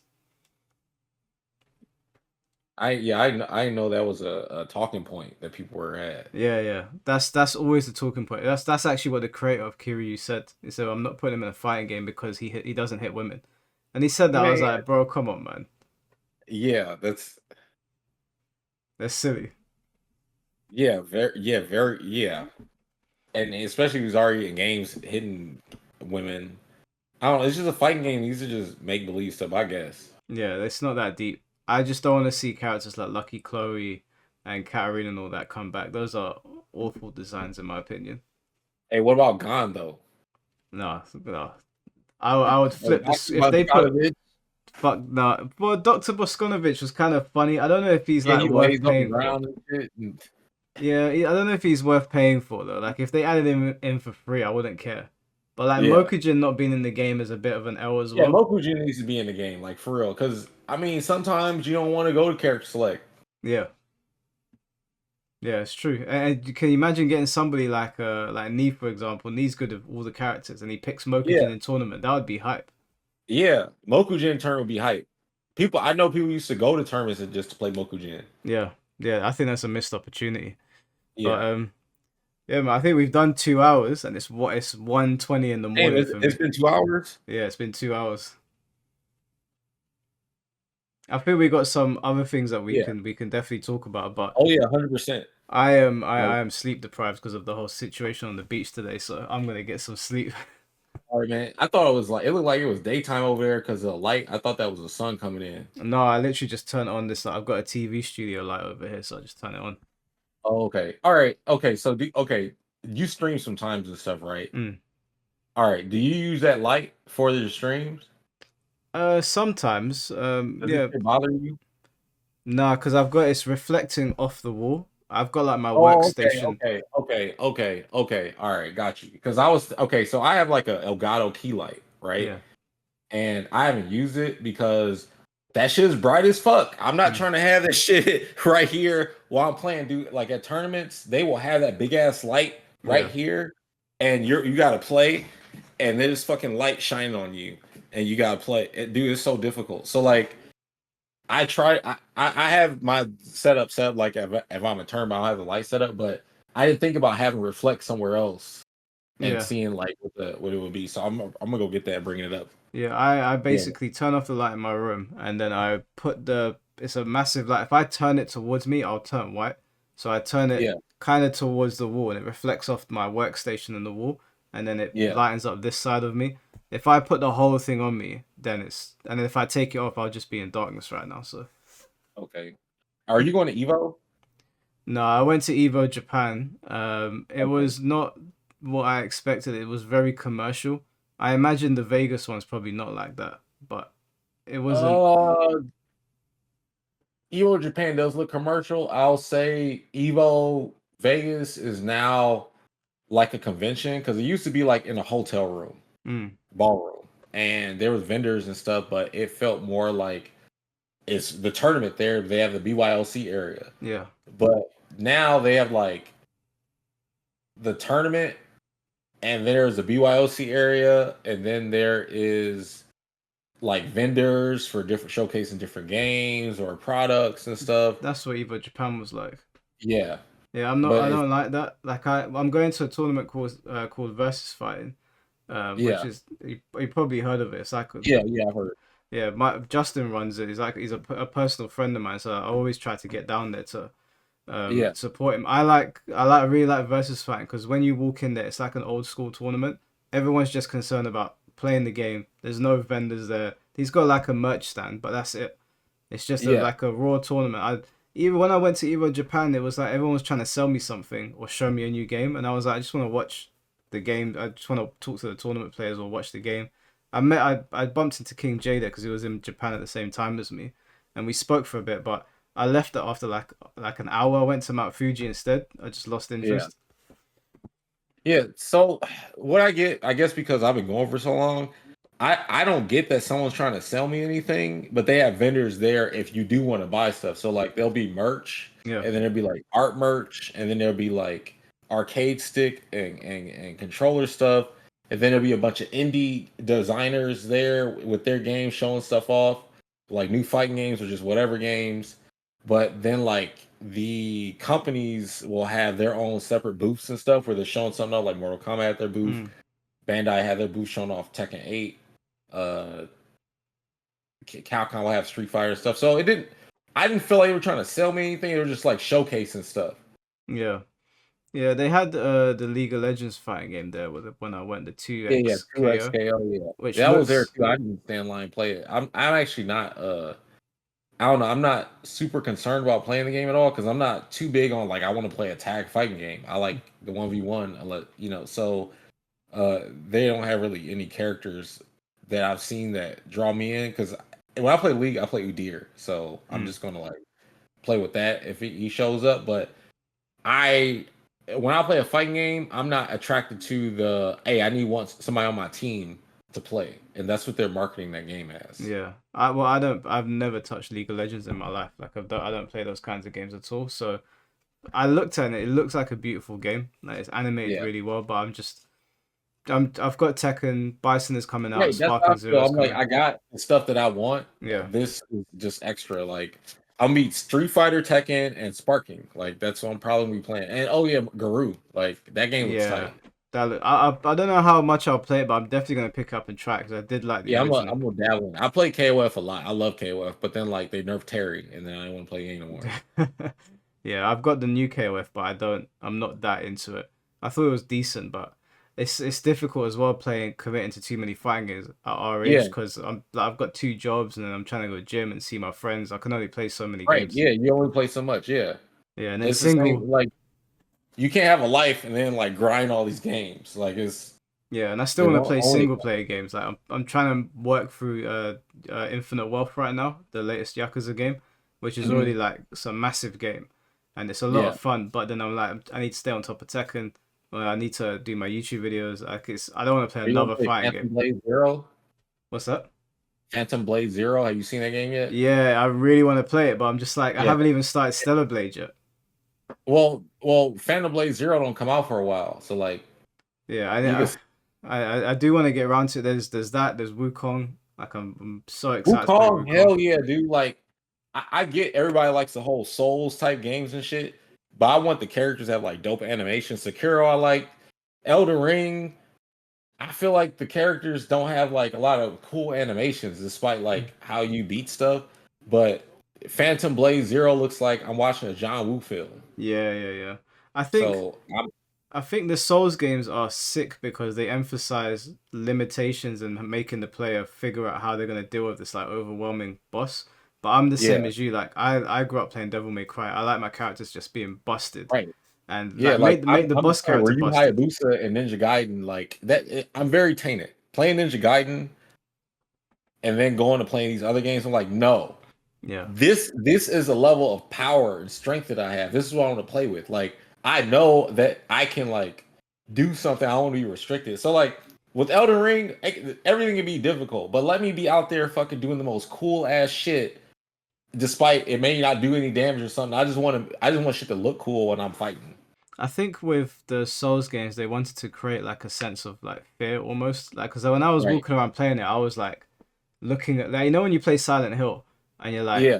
you're like scared to move, whereas you play Yeah. They Resident make you Evil feel and like you're you're like human in the game. yeah, they make you feel helpless. But like Resident Evil, you're like I don't really feel helpless because Leon Yeah. Kennedy's like You got a backflipping off walls. shotgun. Yeah, You got a save room. yeah, and that's like the Matrix now. But with Elden Ring and Dark Souls, I feel helpless, and I understand why people like it. With Devil May Cry, I never feel helpless. I'm like, if an enemy jumps out, I'm just gonna parry them, slow down time, shoot them up. So I think Right. they're going Yeah. for different themes. Yeah. Yeah, I can respect that about the game. I would play Elden Ring again, but like I got it on PS4. I don't have it on PC. Oh, So okay. like maybe I can get lucky and message Bandai again and they give me something because they gave me Armored Core. Oh, Armored Core's pretty good. The Yeah, new Elden Ring DLC just came out and everyone seems to love it. right. So Yeah, it's that's all I want to get on. I didn't beat the other game though. I played it for a little bit. So like me, I'm this type. I don't want to go get items. I don't want to upgrade nothing. I just want to go through the game. So I yeah. just went straight to the first boss and beat it with like nothing.